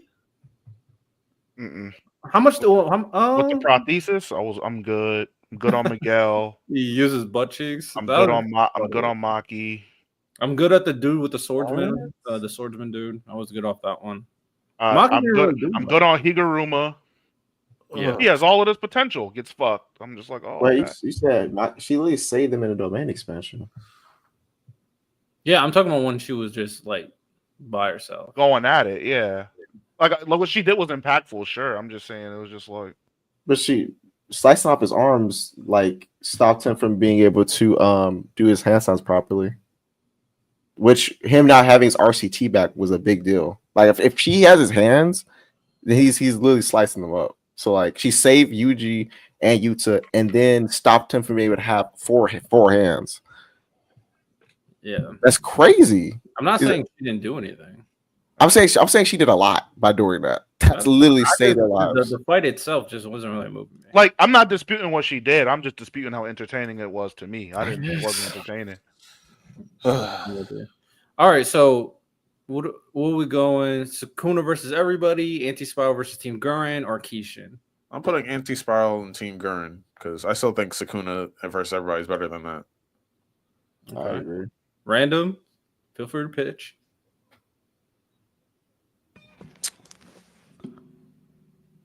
Okay. Is it weird that I fucking Miles was cooking when he said that? I think from Gojo on, that's when I was locked in. Before that, I was like, all right, this dude pulling up, he about to get packed up, and then let's go to next week. You said you were locked in or you were not? Yeah, but I was. I think that's Miles said the opposite. Yeah, I'm always going to say Miles said the opposite. Okay, maybe I wasn't, but for me personally, once the Gojo, okay, obviously every week I was like, how's this dude? Who's finally gonna get him? Because that was my biggest thing. Was like, who's finally gonna get him? But once I'll say this, once the Gojo fight happened, that was when I was like, every week I cannot, or every 2 weeks I cannot miss a chapter of JJK. Like that's just where because I just never truly believed until Gojo that Sukuna was really in any danger. Maybe that's why I said I needed to reread that to understand everything that went on to even for the good guys to win that fight. Like Ty said, for them stopping Sukuna from getting 4 arms, like I need to understand. That's why I said I feel like if I go back and reread this entire sequence of events, I will definitely appreciate it more than I did after it was done. Yeah, even the plan that Yuji came up with to do a third trial took away his cursed tool, which was they had no defense against. If they don't do that third trial and take away his curse, a lot of people were mad, but that cursed tool would have fried them. Which he was using, by the way. It literally fried them because they had no defense against it. And also there was the thing was his curse technique is that he has to have his curse energy re-upped for him to keep constantly, but that curse tool had no limits on it. He could just use as much as he wanted. So getting that away actually saved them. Hey man. Brandon, which one do you pick for this spot? Looking at the ones that are left, I haven't seen the one on the bottom, so I can't speak on that. And I haven't seen Naruto versus Sasuke, but from the way everybody talks about, even though you spell Sasuke wrong, everybody talks about that being one of the greatest fights. I would have to put Sukuna versus everybody because I think Eren Eren versus everybody. That's peak television right there. I just don't think Sukuna compares to the Eren versus everybody. Okay. What about Anti-Spot versus Team Gurren? Have you seen that? I know about it, but I haven't seen it. Okay. All right. I would go either Sukuna versus everybody or Anti-Spot versus Team Gurren. So it's one or the other for those for me. Miles? I'll say Anti-Spiral for now. I think random not like really seeing it kind of speaks to where it should be on the list. So I'll say Anti-Spiral. But after that, I'm saying Sukuna versus everybody till it's gone. All right. Fair. All right. We got the Anti-Spiral versus Team Gurren.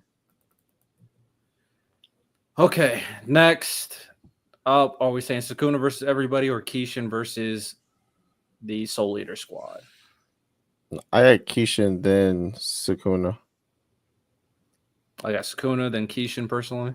And Miles said he's picking Sukuna. Lonnie, what are you picking? I got Sukuna then Kishin.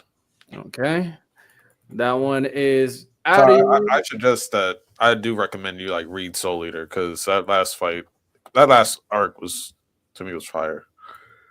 All right. Next, what is next? Eren versus everybody, Father versus everybody, Naruto versus Sasuke. Big kahunas. Actually, wait, Ty, have you read Vagabond? Yeah, I didn't finish Vagabond, but I read most of it. Okay. I kind of stopped because I heard it had finished. I was like, dang. It's never gonna finish. It's not going. Yeah, it's not. Yeah, I know. But they said you can read something to get the ending. But I was like, that's kind of. It cheapens it. Yeah, it's like I would do it, but I was it's based off a real person. Like it's based off. And that fight in history, bro trolls him and wins with an ore, and then gets him later. But it's interesting to see how he would have done it if you read about how that fight actually happened in history. All right, top three. Time to rank them. Everybody give your 1, 2, 3, and then we are finished, and then we'll kind of average it out. So Lonnie, 1, 2, 3, rank them. Personally,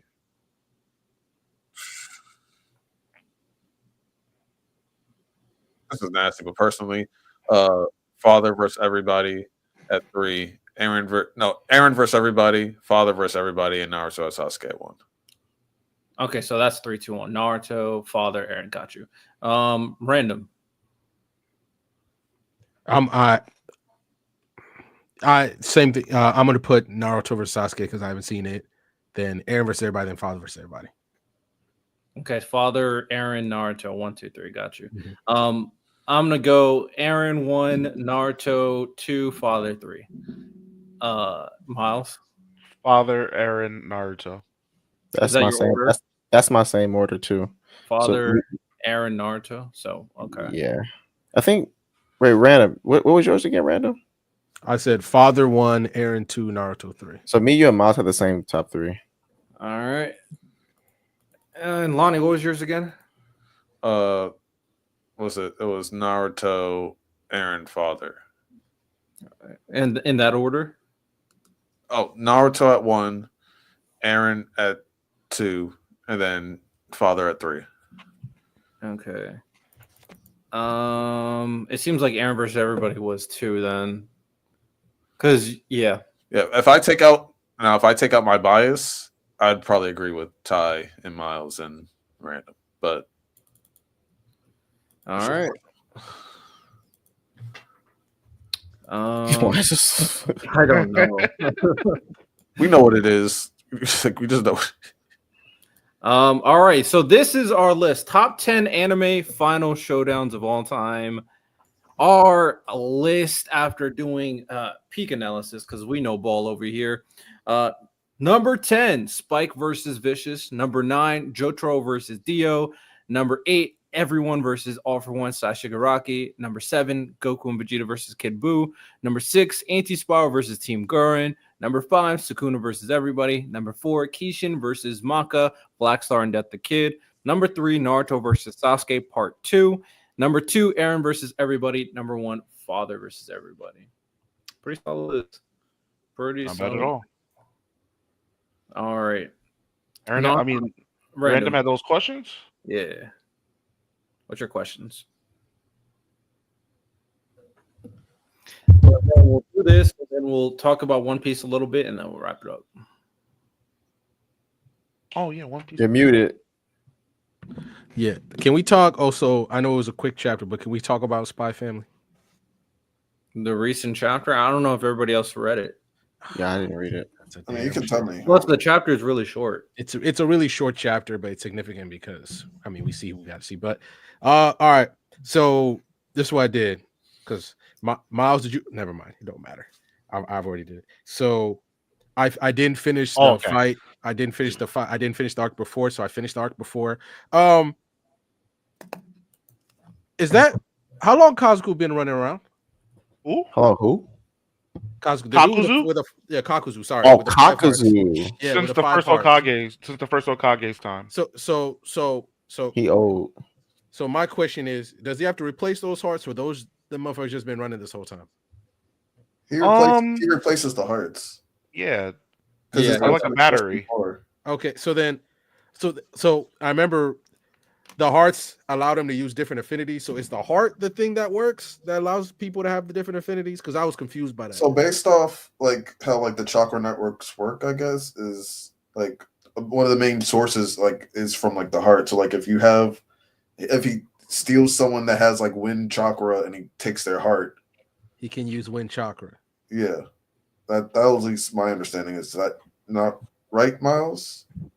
Because I was confused by that. I don't know. I always thought it was either his Kekkei Genkai or he stole Kekkei Genkai. I don't think they ever really explained how it exactly worked though. And nothing that good old Narutopedia can't solve. Let's see. True. There's a Narutopedia? There's a PDF for everything. What the fuck? PDF for everything. There's a PDF. Bruh, hold on. You probably can find it. You could have just been PDA. Could have just type Kakuzu and then start reading. Yeah, I got his whole PDF page, man. Bro, I like wrote these down. I was like, when I see these boys on Tuesday, I'm gonna need. What was your other questions? Wait, real quick, random. So, what's the last thing that you read in Naruto? They don't explain so he rescued Suigetsu. They don't explain it. He rescued Suigetsu, and they just went to Zabuza's grave to pick up Zabuza's sword. Oh, Sasuke, no. Oh, so you seen Sasuke betray Orochimaru? Yeah, and I was gonna be like, what was the last thing you saw Naruto do?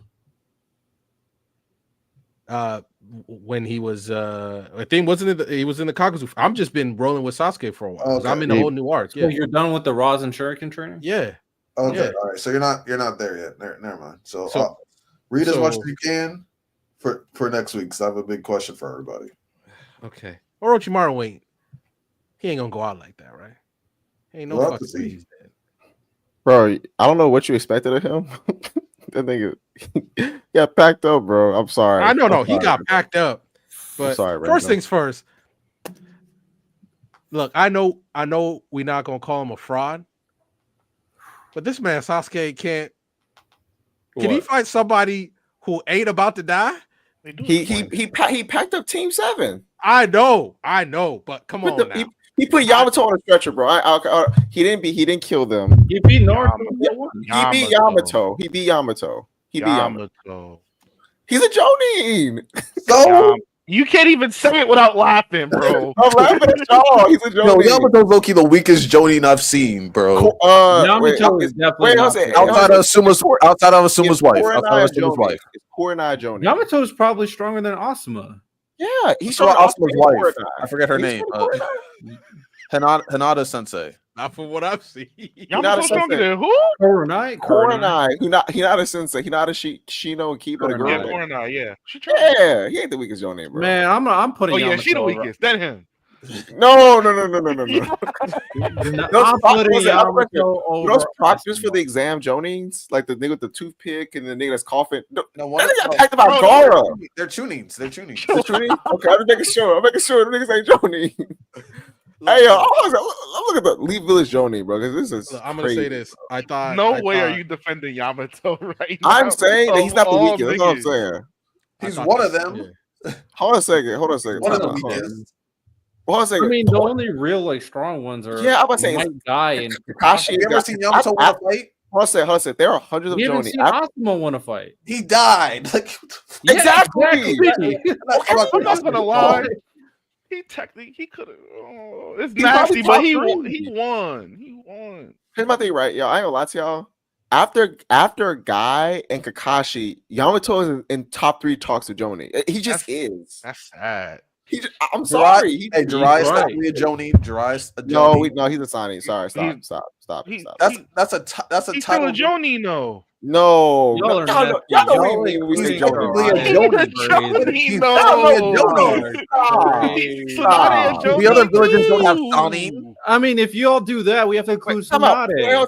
Prove to she's a Jonin. No, but she's a Kage because she was a Kage. She's a Kage. Do this for me, Lonnie. Prove to me that Jiraiya was promoted to Jonin.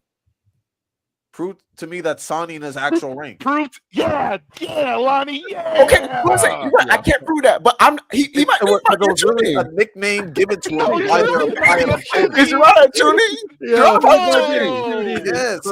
No, you know how he is. Naruto's a Guinea, so why can't Jiraiya be a Chunin? No, because remember, Jonins are the only ones in the villages allowed to be teachers, and he trained Neji's a Jonin. Yamato's stronger than Neji. I'm sorry. No, but I'm saying you have to be a Jonin to be able to have students. That point of story. He's strong. He is. And that person is. So Jiraiya is a Jonin. He is strong. He trained, but he is stronger. Matter of fact, Neji's the only Jonin that still act like a Chunin and still on Guy team. Why got his own team? I went on Narutopedia and ninja rank for Jiraiya is indeed Jonin. Yes, because you have to be a Jonin level to be able to have Yamato's top 5 though. Oh, he's top 4. No, 4. I gotta find some Jonin. I gotta find some Jonin. He's 4. Tsunade's I gotta find. But she's Hokage. She's Hokage. Wait, so is Hokage a different rank? I mean, come on, rank higher. Yo, I ain't gonna lie. I ain't gonna. He's number 4. He's number 4. Counted, so it didn't mean so. How about Donzo? How about Donzo? Oh my god. Yeah, Donzo. Yeah. Okay, he's top 5. He's top 5. I ain't gonna lie, bro. Out of the hundreds of Jonin, top 5. Top 5. Itachi was undercover.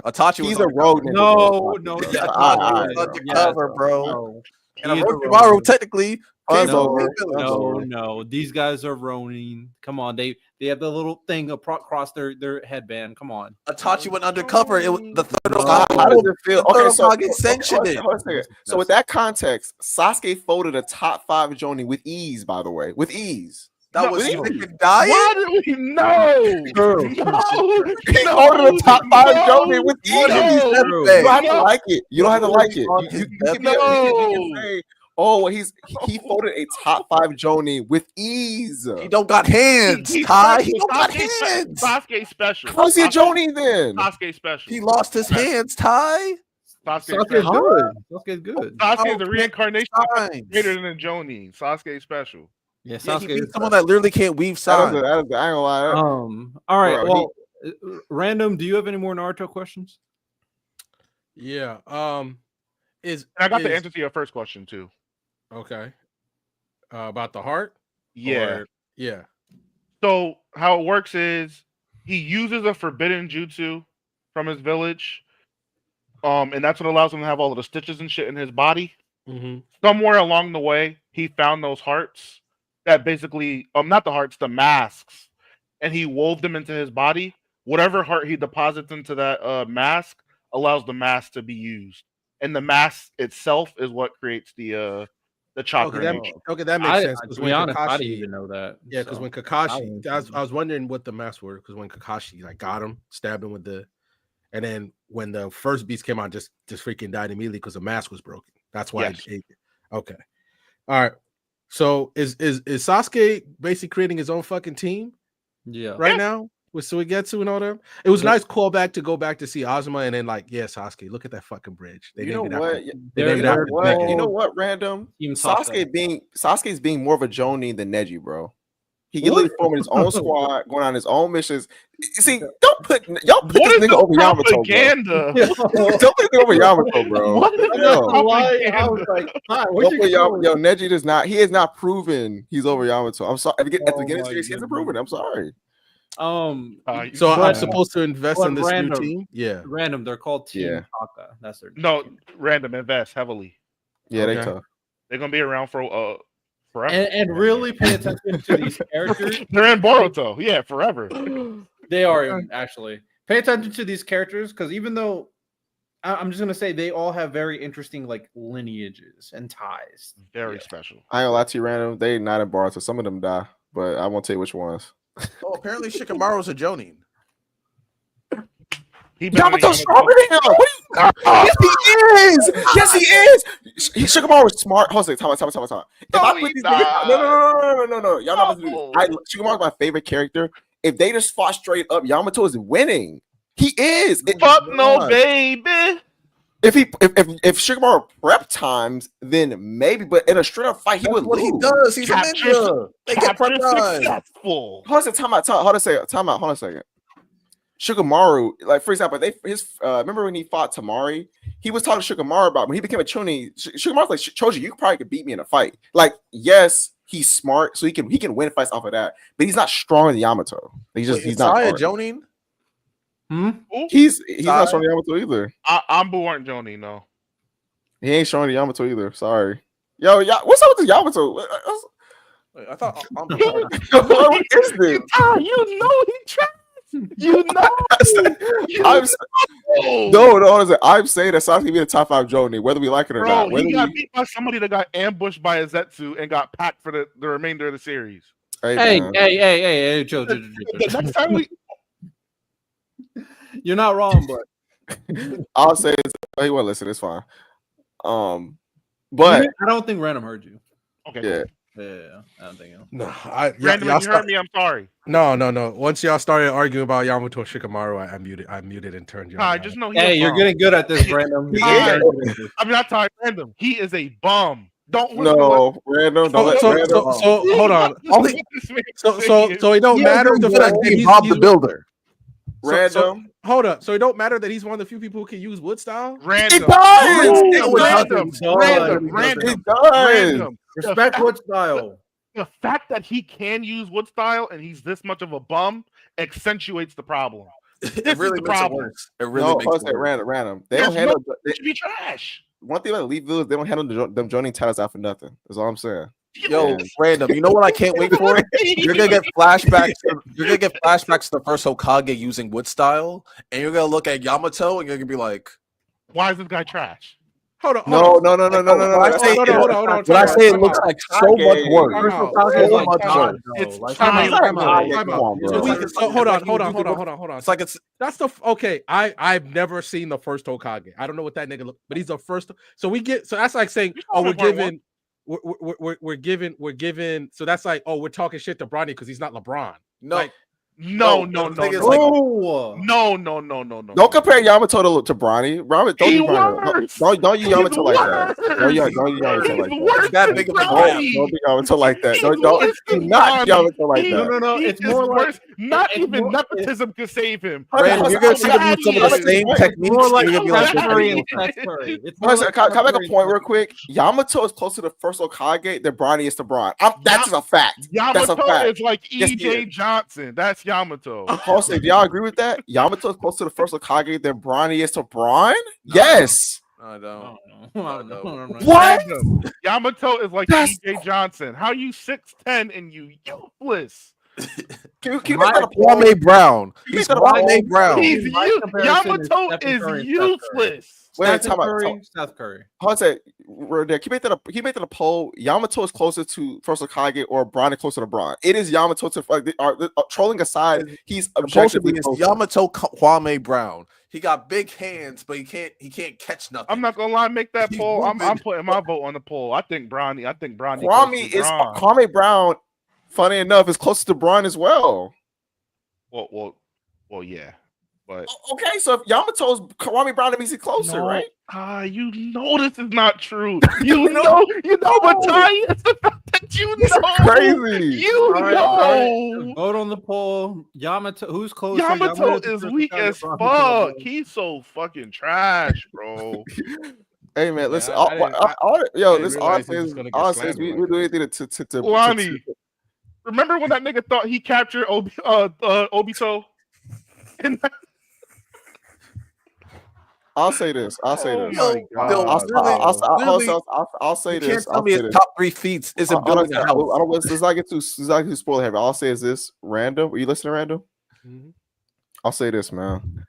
Sasuke has a lot of tough dubs. He has some losses, but that's Yamato's on that. You have to see some you know what I'm saying? It's just, you feel me? Hey, man. You about to see one of Sasuke's toughest fights. Wait. Yeah, you're about to see one of Sasuke's toughest fights. Yeah, you are. Yeah, it's a really good one. Two of them. Also, he beat Naruto already. He did.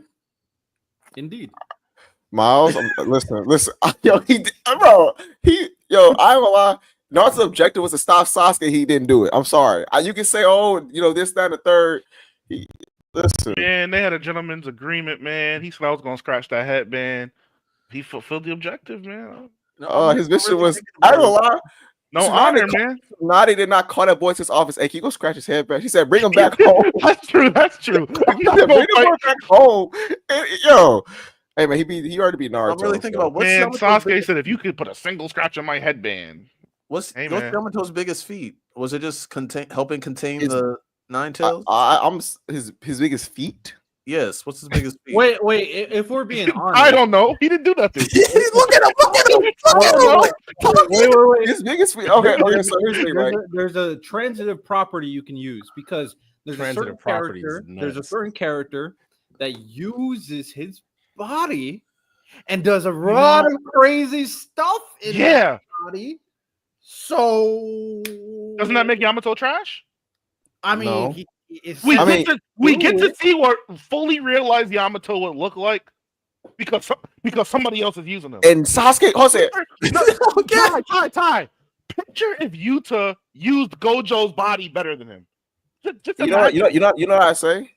I would say, man, Sakuda must have really wore that boy out. He couldn't go all out. Sasuke didn't know he couldn't. Sasuke held that boy potential back. Sasuke held it back. I will keep the nastiest he couldn't go all out. He couldn't. You know what you're doing right now. You know what you're doing. It sounds like Sasuke had that nigga in the headlock. I don't know. I'm sorry. Hey, man. All right. Random. Any more questions? No. I'm just gonna have to lock in for now because. Please lock in because if you get. Did they finish the pain arc? I need you to finish the pain arc. Okay, so my only question is, I feel like maybe I need to reread that again. Why is he picking up Zabuza's sword? Did they explain that, or did they explain that later? Go ahead, Lonnie. No, they did explain it. Like he's his brother. Yes, his brother was one of the top 7 swordsmen. And so, of the mist, and so he's trying to collect the swordsman's swords. But ain't all of them like dead or something? Some of them. Some people have new titles. Some of them are like actually in the employ of the mist as like commissioned ninja instead of just being rogue nin. Yeah, but yeah, they're still around. They constantly rename 7 ninja swordsmen. I think there's only the only one that you've met besides Zabuza is Kasame. Yeah. So far, he's only met Kisame. Yeah. Kasame. So what's he gonna do when he finds out Sasuke was part of the reason Zabuza died? He don't care. It's not like that. It's not like that. He just wants the swords. Yeah. They don't really like each other. I was like, this is random. What the fuck they gonna see Zabuza for? Like, first get another dub on his list. Oh, so weird that nobody just got his sword. They just left it there. All right. I'm not tripping about it. Look, it's a cool way to bring him back. I thought Shikamaru's farewell to Asuma was great. Shao Kurenai, I guess. Mm-hmm. You pregnant? All right. Hindsight, though, you do have a point. Random. It's the Mrs. property. That sword. It's a special. It's a special item for that village. They should have gone to collect. Like they just left it there. I agree. I was like, why? You just left it there? Because I think they did go to collect Zabuza's body. So why didn't they go for the sword too? And that's even more important. So Shout out to that bridge though. Yeah, Sasuke. Yeah, look at that. It's a great Naruto bridge, nigga. That is a crazy plot hole because we see that they went and they took Kisame's sword back in Boruto. Because I was just like, this seems very important. And it's one of the treasured items of that village. So why would they just leave it? You know, why did somebody just like take it?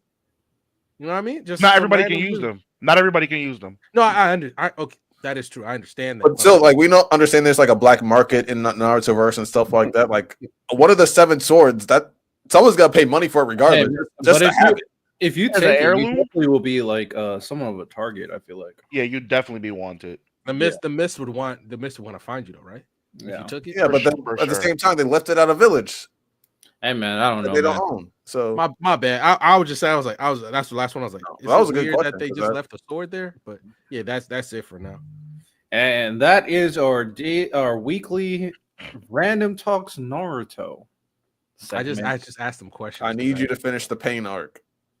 Yeah, we gotta lock in because you got to get into that One Piece because that One Piece is going nuts. So it's going crazy. It's going stupid. A little One Piece talk before we wrap up today's podcast episode. Unfortunately, Miles was not on our One Piece live because me and Ty was talking about it because this chapter in particular was so freaking interesting. There was so much lore that was dropped. Like me and Ty spent a couple of times talking about that lore for the 3 worlds and dissecting that mural. Honestly, I'm gonna bring it back up. I'm gonna bring up that mural. I'm gonna bring up that panel real quick because I got questions for Miles because I want to see if my theories are right or if I'm on the right track.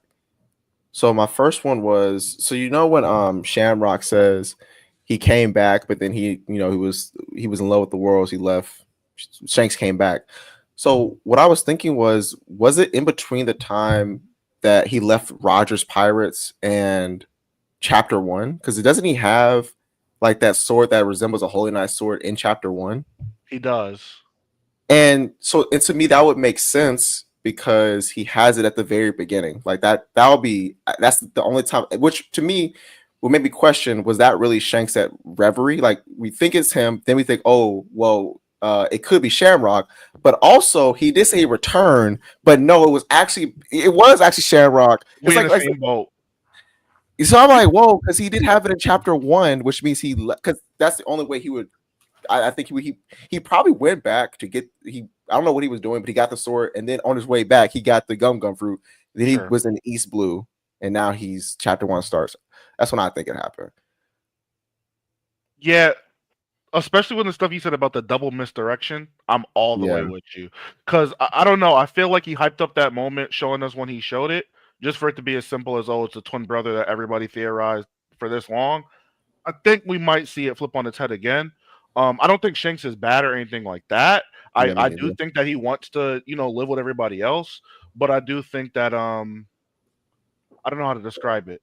He has a very different motive than what everybody thinks it is. Mm-hmm. Yeah, it seems like the relationship may not be as like I don't think toxic is the best word, but I do think there might be a level of more respect than we assume from like Fergalin and Shanks. And even when Shamrock was talking about him, it didn't seem like he hated Shanks when he was talking about it. Seemed like he thought he was a fool almost. Yeah, it's like he thought he was just nasty. Yeah, like he just wants to live with filth, so I don't really fuck with that guy. Yeah, he doesn't like his choices, but it doesn't seem like he has like this visceral towards him.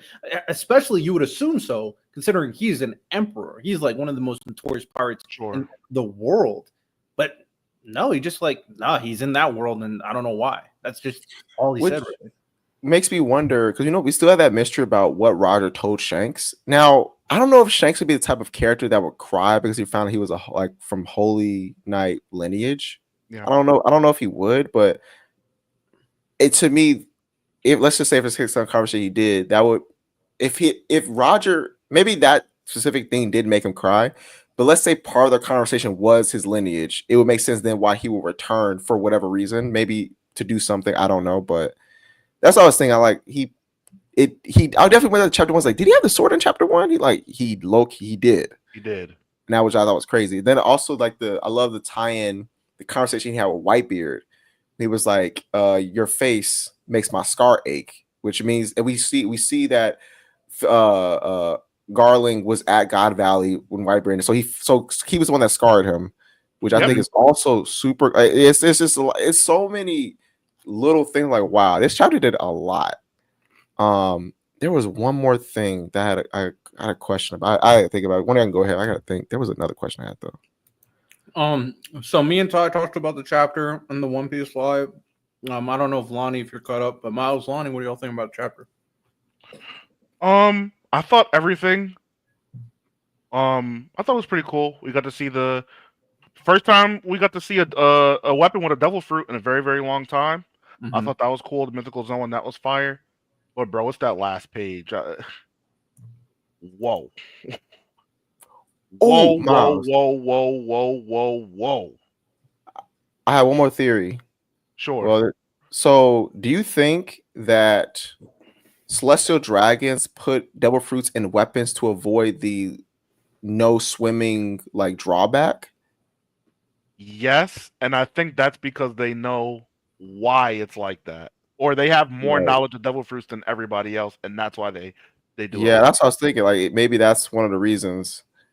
To expand upon that, because we were talking about it on the live, I wouldn't be surprised if all the God Knights have a weapon of a devil fruit. But actually, never mind. I take that back. I took it back last time because Gunko has a devil fruit. So I'm going to take that back. But I wouldn't be surprised if more people have devil fruits. The reason why I wouldn't maybe always apply that logic to say they all have a devil fruit or a weapon with a devil fruit is because now that we're seeing what they're doing with Loki, we know that they recruit outside of Celestials. So Shamrock could perhaps have it. It would all add up. He's a Celestial. They know about the world sinking. They know about the devil fruit's weakness. So he would have the wherewithal to be like, all right, I'll put it on my sword. Whereas a Gunko, we don't know her background or anything like that. She could have eaten the fruit before she was a God Knight. We don't really know. That's true. I like that point. That's a good Another point. thing we talked about is that someone in the chat actually said this. I think it was Lombo. Shamrock doesn't have a saint on his name compared to Garland. Saint is only a Gorosei thing, though. That's why. Did he have a saint next to his name the first time we saw him, or is it just okay? It was just Garling Figerlin. He got the saint when he was promoted. Okay, fair enough. Lonnie, are you caught up? Yeah, prophecy thing I've been seeing all over social media. Everyone trying to decipher every little image. A lot of them make sense, but some of them I feel like are some stretches. So we'll see. But even if you get all the images, like you could kind of tell which one's probably Luffy, which one's Emu and stuff like that. But we still don't know how it all ties together. But it also kind of looked like Emu was coming back. So I'm excited for that because I feel like he's overhated and I feel like he's really slept on. Like we really. Oh, you're talking about Enru, NL? Yeah. Having lightning powers, I feel like especially in this verse, I feel like it's very underrated. Like people are like, yeah, he has lightning powers, but all these people are stronger than him. He's definitely when you're reading the manga, like you see like the cover photos, you see he's doing like his own little story arc or whatever. He's definitely gonna come back with Haki, probably Conqueror's Haki, probably whatever else. And I think he's going to be cracked. I think he's going to be like a top 15 in terms of power character in the verse when it's all said and done. Yeah. I have one more thing. So you know how a big theme in One Piece outside of free, like a sub theme is inherited will. And we know that it seems that there was a Joy Boy type of figure in every area, Nika, Joy Boy, Luffy. And we were trying to, something me and my brother were talking about was that we're trying to determine, is Emu, we know Emu's probably a lot older, but is Emu a character that did not pass on their will throughout these hundreds of years and tried to maintain? Because a big part of the One Piece is that you leave a legacy for the next generation to carry on. And you think that, and obviously if Emu and Luffy are meant to be polar opposites in that way, it would make sense that over time their will was never passed on. They're trying to control everything and not give to the next generation. Yeah. I was thinking that there could, what if there were just multiple different Emus? Like there are different, like there's a new Joy Boy. but it makes it more that it's actually one because they never passed their will on. Like thematically, that would be such good contrast. I want to see what y'all thought about that. I think it would be interesting if like the thought of there being multiple emus, that would make sense. Even though like it sounded like earlier that like he like when they were talking about like the original Alabasta Queen or whatever, like he like knew what they were talking about. Yeah. So like that Kyle would be like a little like how did he know that?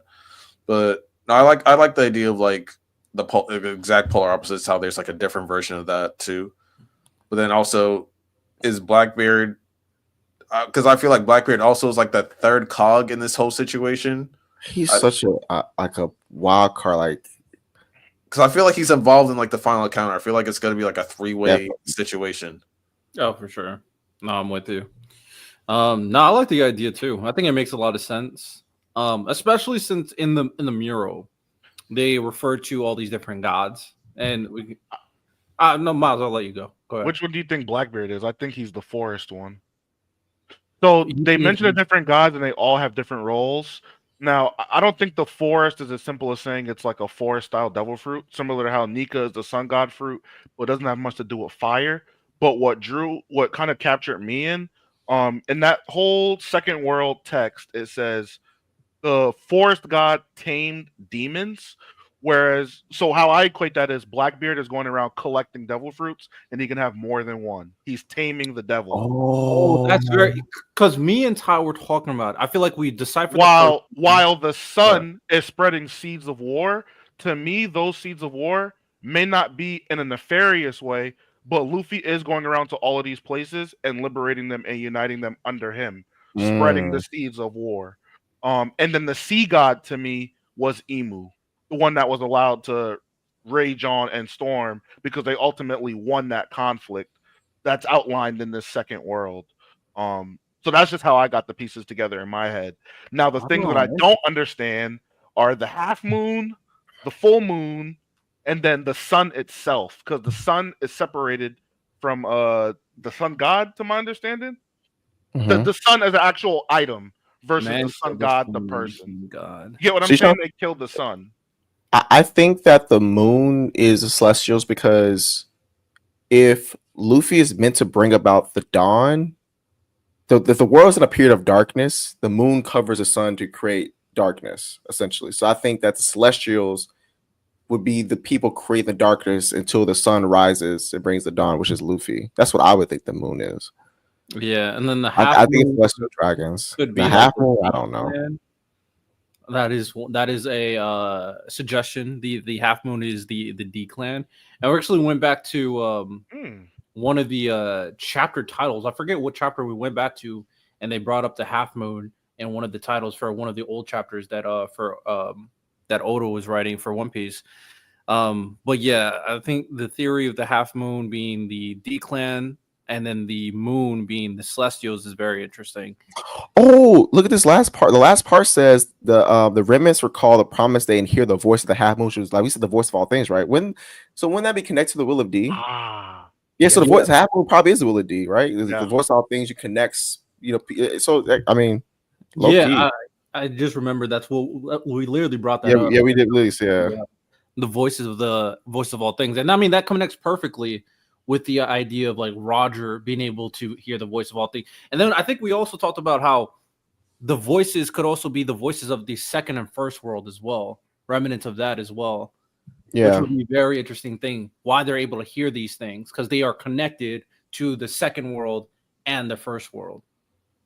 The inconvenient remnants, that has to be the D clan members. It has to. Yeah, I would say it would make sense that they can hear the wills of other people because remember they one thing I love that White does something. It's One Piece is so good, bro. When Blackbeard meets Luffy at Jai, he literally said dreams never die. So like think about their dreams being transferred through time with the voice of all things, showing their will. One Piece is so good, bro. That shit is fire. It's so freaking good, bro. It's one of the best things. Period. I need to go.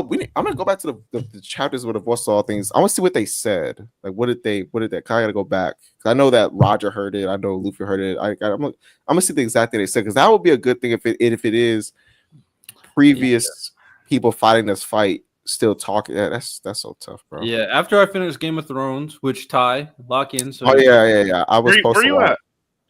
I'm on episode 4. I was supposed to watch it to yesterday, but I had a family emergency, so I couldn't really watch it with my sister. But she's good. If you can get to finish season 1, we can all start season 2 by like the next few weeks.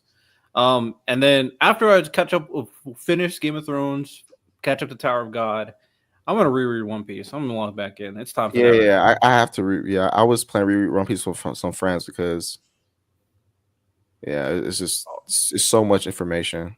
You gonna go back? The foreshadowing is nuts. It is. It's so good. Also, the first world definitely sounded like the story of Icarus, of how Icarus brought fire to people and how Icarus got too close to the sun. That's what the first world kind of resembled to me.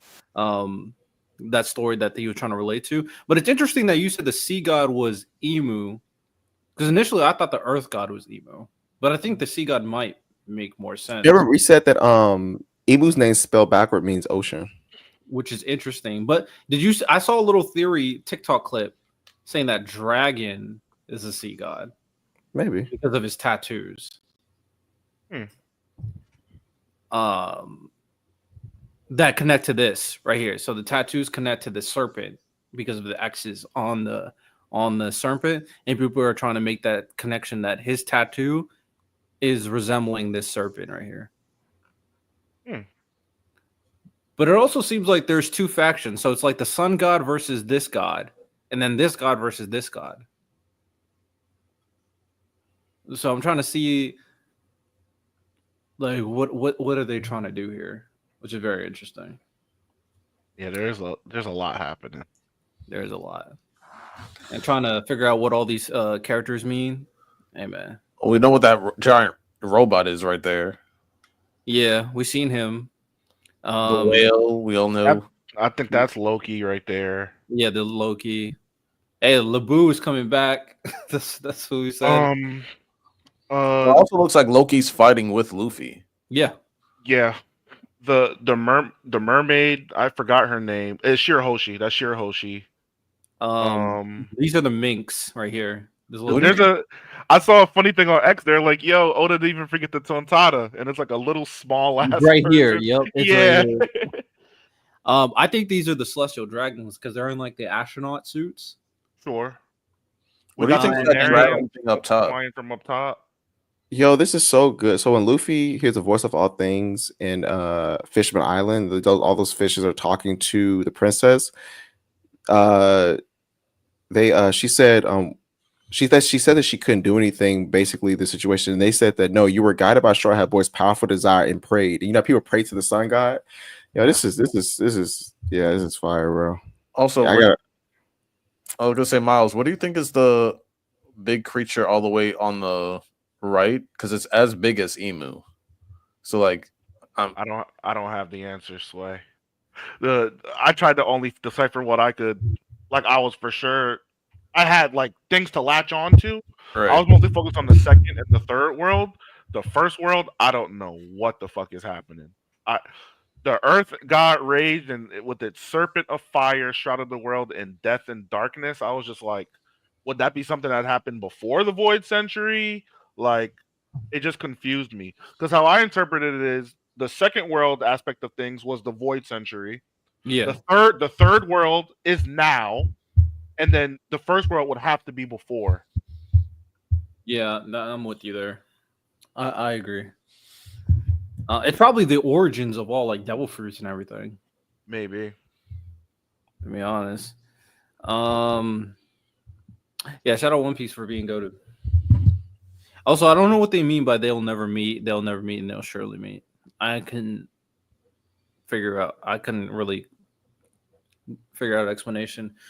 Unless they're saying that I don't know. To be honest, I can't even theorize it. Hey man, Oda's gonna have people analyzing this for years until we find out what this means. But shout out One Piece. Goated. Also, new manga. Embers. New soccer manga on Shonen Jump. Yeah, I read it. Pretty solid. What did you say, Lonnie? I think it has potential. I think it's cool so far. I'm with you. Sauce, I looked at that part as a biblical thing. How God said He wouldn't flood the earth again. In terms of they never meet. Now, with that said, this actually looks like Noah's Ark, because it's an ark and then there's animals right here. Well, we know that's actually a thing too. It's in Fishman Island. Yeah. Oh, well, there you go. So it's for sure Noah's Ark. Oda's crazy, bro.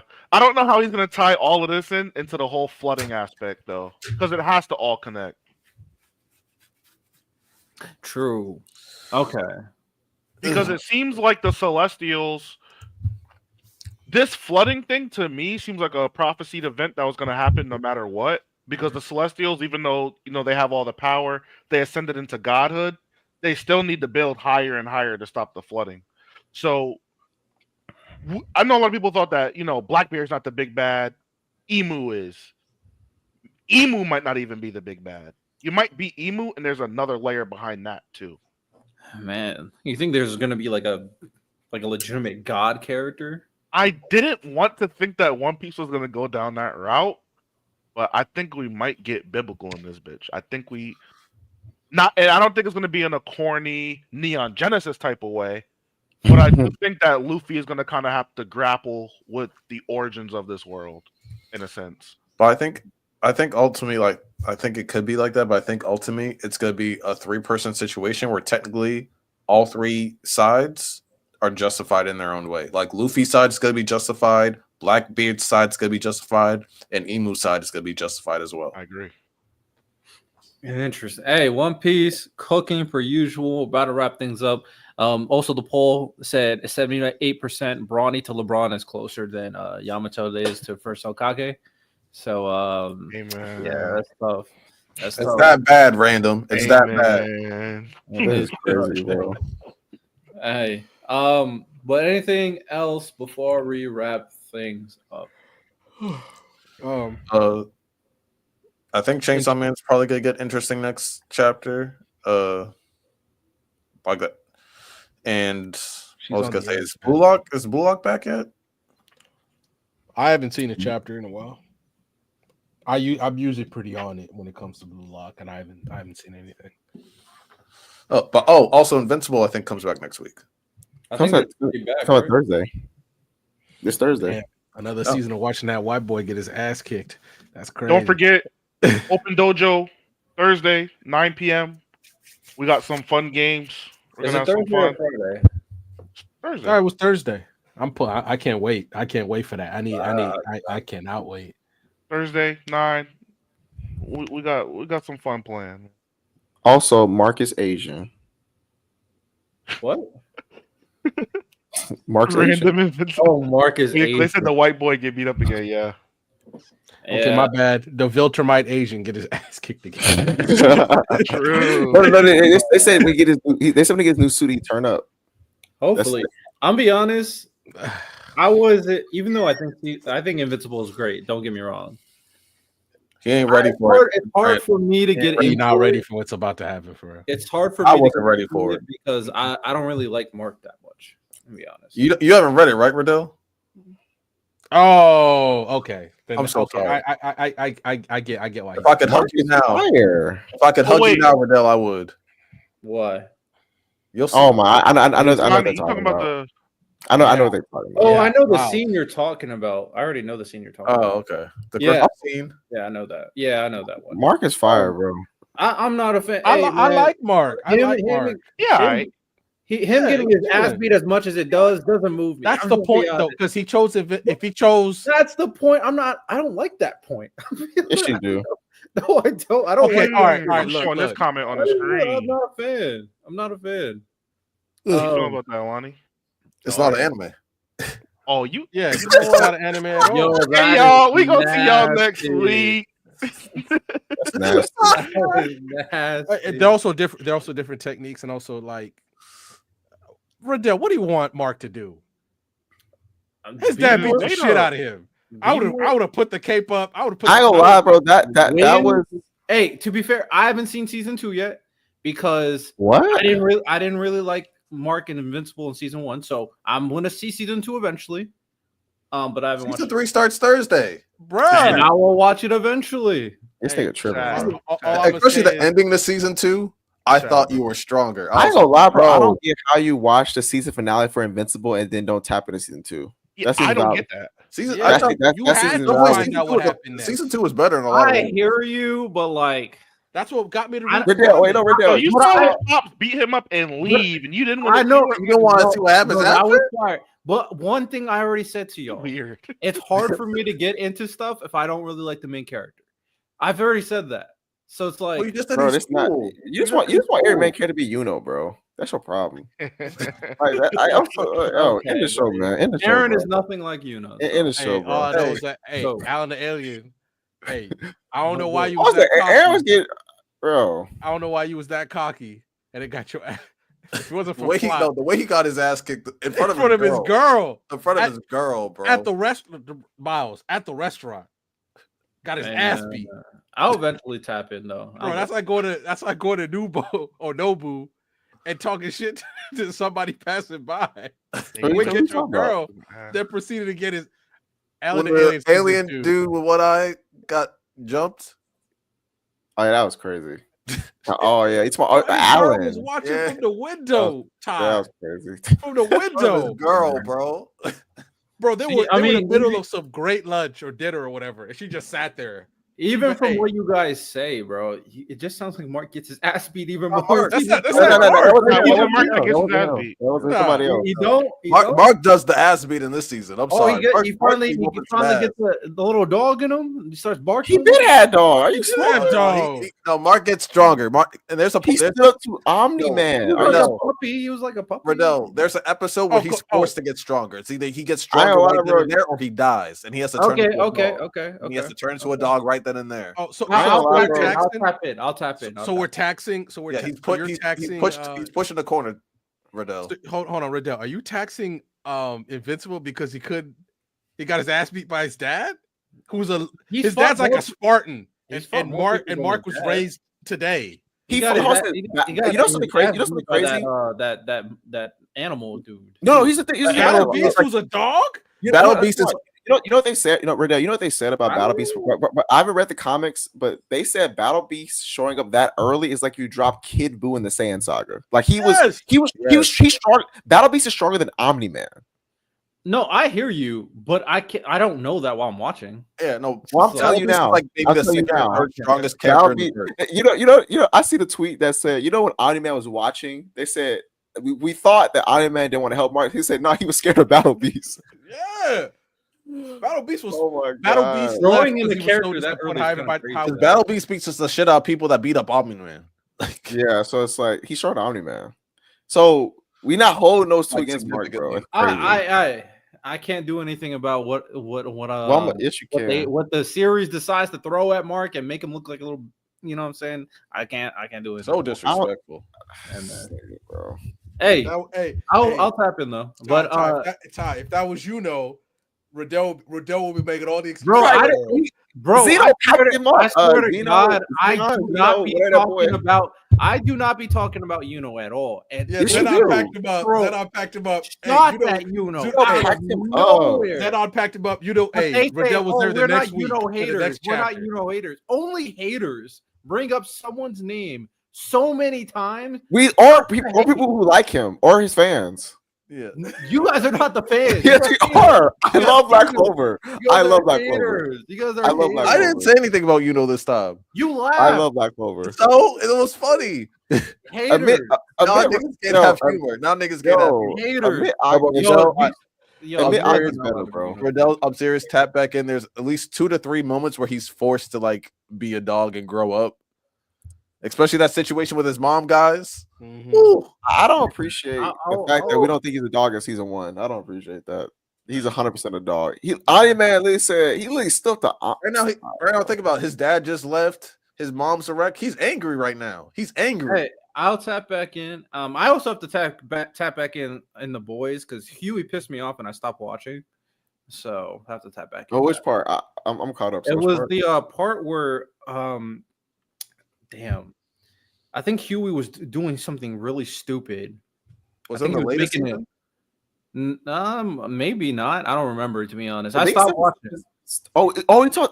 He taught the part with Starlight where he thought the clone, the girl that was a clone, and I mean the only parts that were relevant was stuff with his dad, and then Starlight when the clone. Okay, so I think I remember. So his dad, I believe, was in the hospital. Yeah, that's a lot. Right? That's the latest season. Okay. Right. He was going to use Compound V, but he decided not to, and the mom did it. The mom's one that slipped the Compound V into. Okay, so that's what he was trying to get Compound V, and it was at a detriment to the team, and that kind of pissed me off. I think that's what it was. But I didn't see what happened to it. Yeah, but at the same time, he was trying to save his dying dad. Like, yeah, but and they agreed to it, didn't they? It's been a while. It's been a while, so I don't remember all the details. Bro hating on the fact that him trying to get Compound V would be a detriment to the entire team. Yeah, but he's trying to save his dad, who's like his best friend. Damn, he tried to. And they were on board. His dad raised them without his mom. Like they were on board. It'd be different. I think you're a monster. They were on board. He went behind their backs. You're a monster. Kimiko, Frenchie knew they were with him. With I like I said, it's been a while. I thought they maybe I could be wrong, but I'm pretty sure they were with him. He got it from A Train, and they were with him. You're loving his dad is nuts, bro. Man. No, like let's not make this from my memory because it's been a while because I don't remember everything. If whatever he was about to do was going to be such a detriment to the team, it would prevent them from doing something very important. So that was the thing. I think it probably had to do with taking down Homelander or something like that, more than likely. And he cost the entire team by doing what he did. So I think that's what it was. I have to go back and look, but if it's about like his dad, then like no, that I hear you, but I mean because his dad raised him without his mom. That's fine. That's fine. But his dad got the biggest threat in the entire world who can kill anybody at any time. I think sometimes certain things take precedent. Yeah, but we also know that Hugh's character, he's not like strong-willed like that. And that's why it pissed me off because I've never seen him do something that. That's not the Jose. I ain't gonna lie. I don't think them getting Compound V was like gonna stop them from taking out Homelander. I mean, I'm just based off the context of the story. What he was doing was completely no. It wasn't help. I agree. Like whatever he did is like it was hurting a very bad thing. Whatever it was, I just all I know is that Homelander had a fantastic season 3, so you should finish it. I will. I'll eventually do that. I'll eventually finish up Invincible. You know what I'm saying? I'll lock in. I got to catch up to Game of Thrones, Ty, so we can watch that season 2. Bro, yeah. It's so crazy seeing Luka on the Lakers bench. Like, it's so crazy. Hey man, we're rocking that purple and gold, the Dawn and the King. We here with that. Hey, Bronny was there too. Bronny was there. He made his first 3. Bleacher Report definitely made sure that everybody knew about it. You know, Yeah, Luka. I mean, Bronny's feeling himself now that he's on the team. So they were beating the Clippers by almost 40. Yeah, I mean, he had Bronny. The Lakers were rejuvenated. It's like they just traded for Bronny's backup point guard. So I mean, I don't think that they're. He's probably not. Hey man, Bronny's about to get. Luka is about to set up Bronny to have a new lease on it. Like after LeBron is gone, you think Bronny is going to be irrelevant? No, he's going to be playing with Luka. It's real. All right. With that said, Lakers win, Mavs lose. You love to see it. We are here with the Lakers train. They are about to win the championship this year.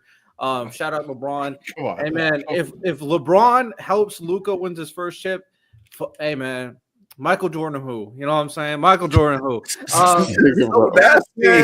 With that said, hope you guys enjoyed today's podcast episode. This was a long one, of course, but we had a lot of very interesting segments. Tune into Open Dojo. It might. It sounds like it's Thursday, so it's either Thursday or Friday. So check in. We'll be locked in. With that said, y'all have a good one. Take care. Beat Mahomes. Riddell is a LeBron fan. Beat Mahomes. And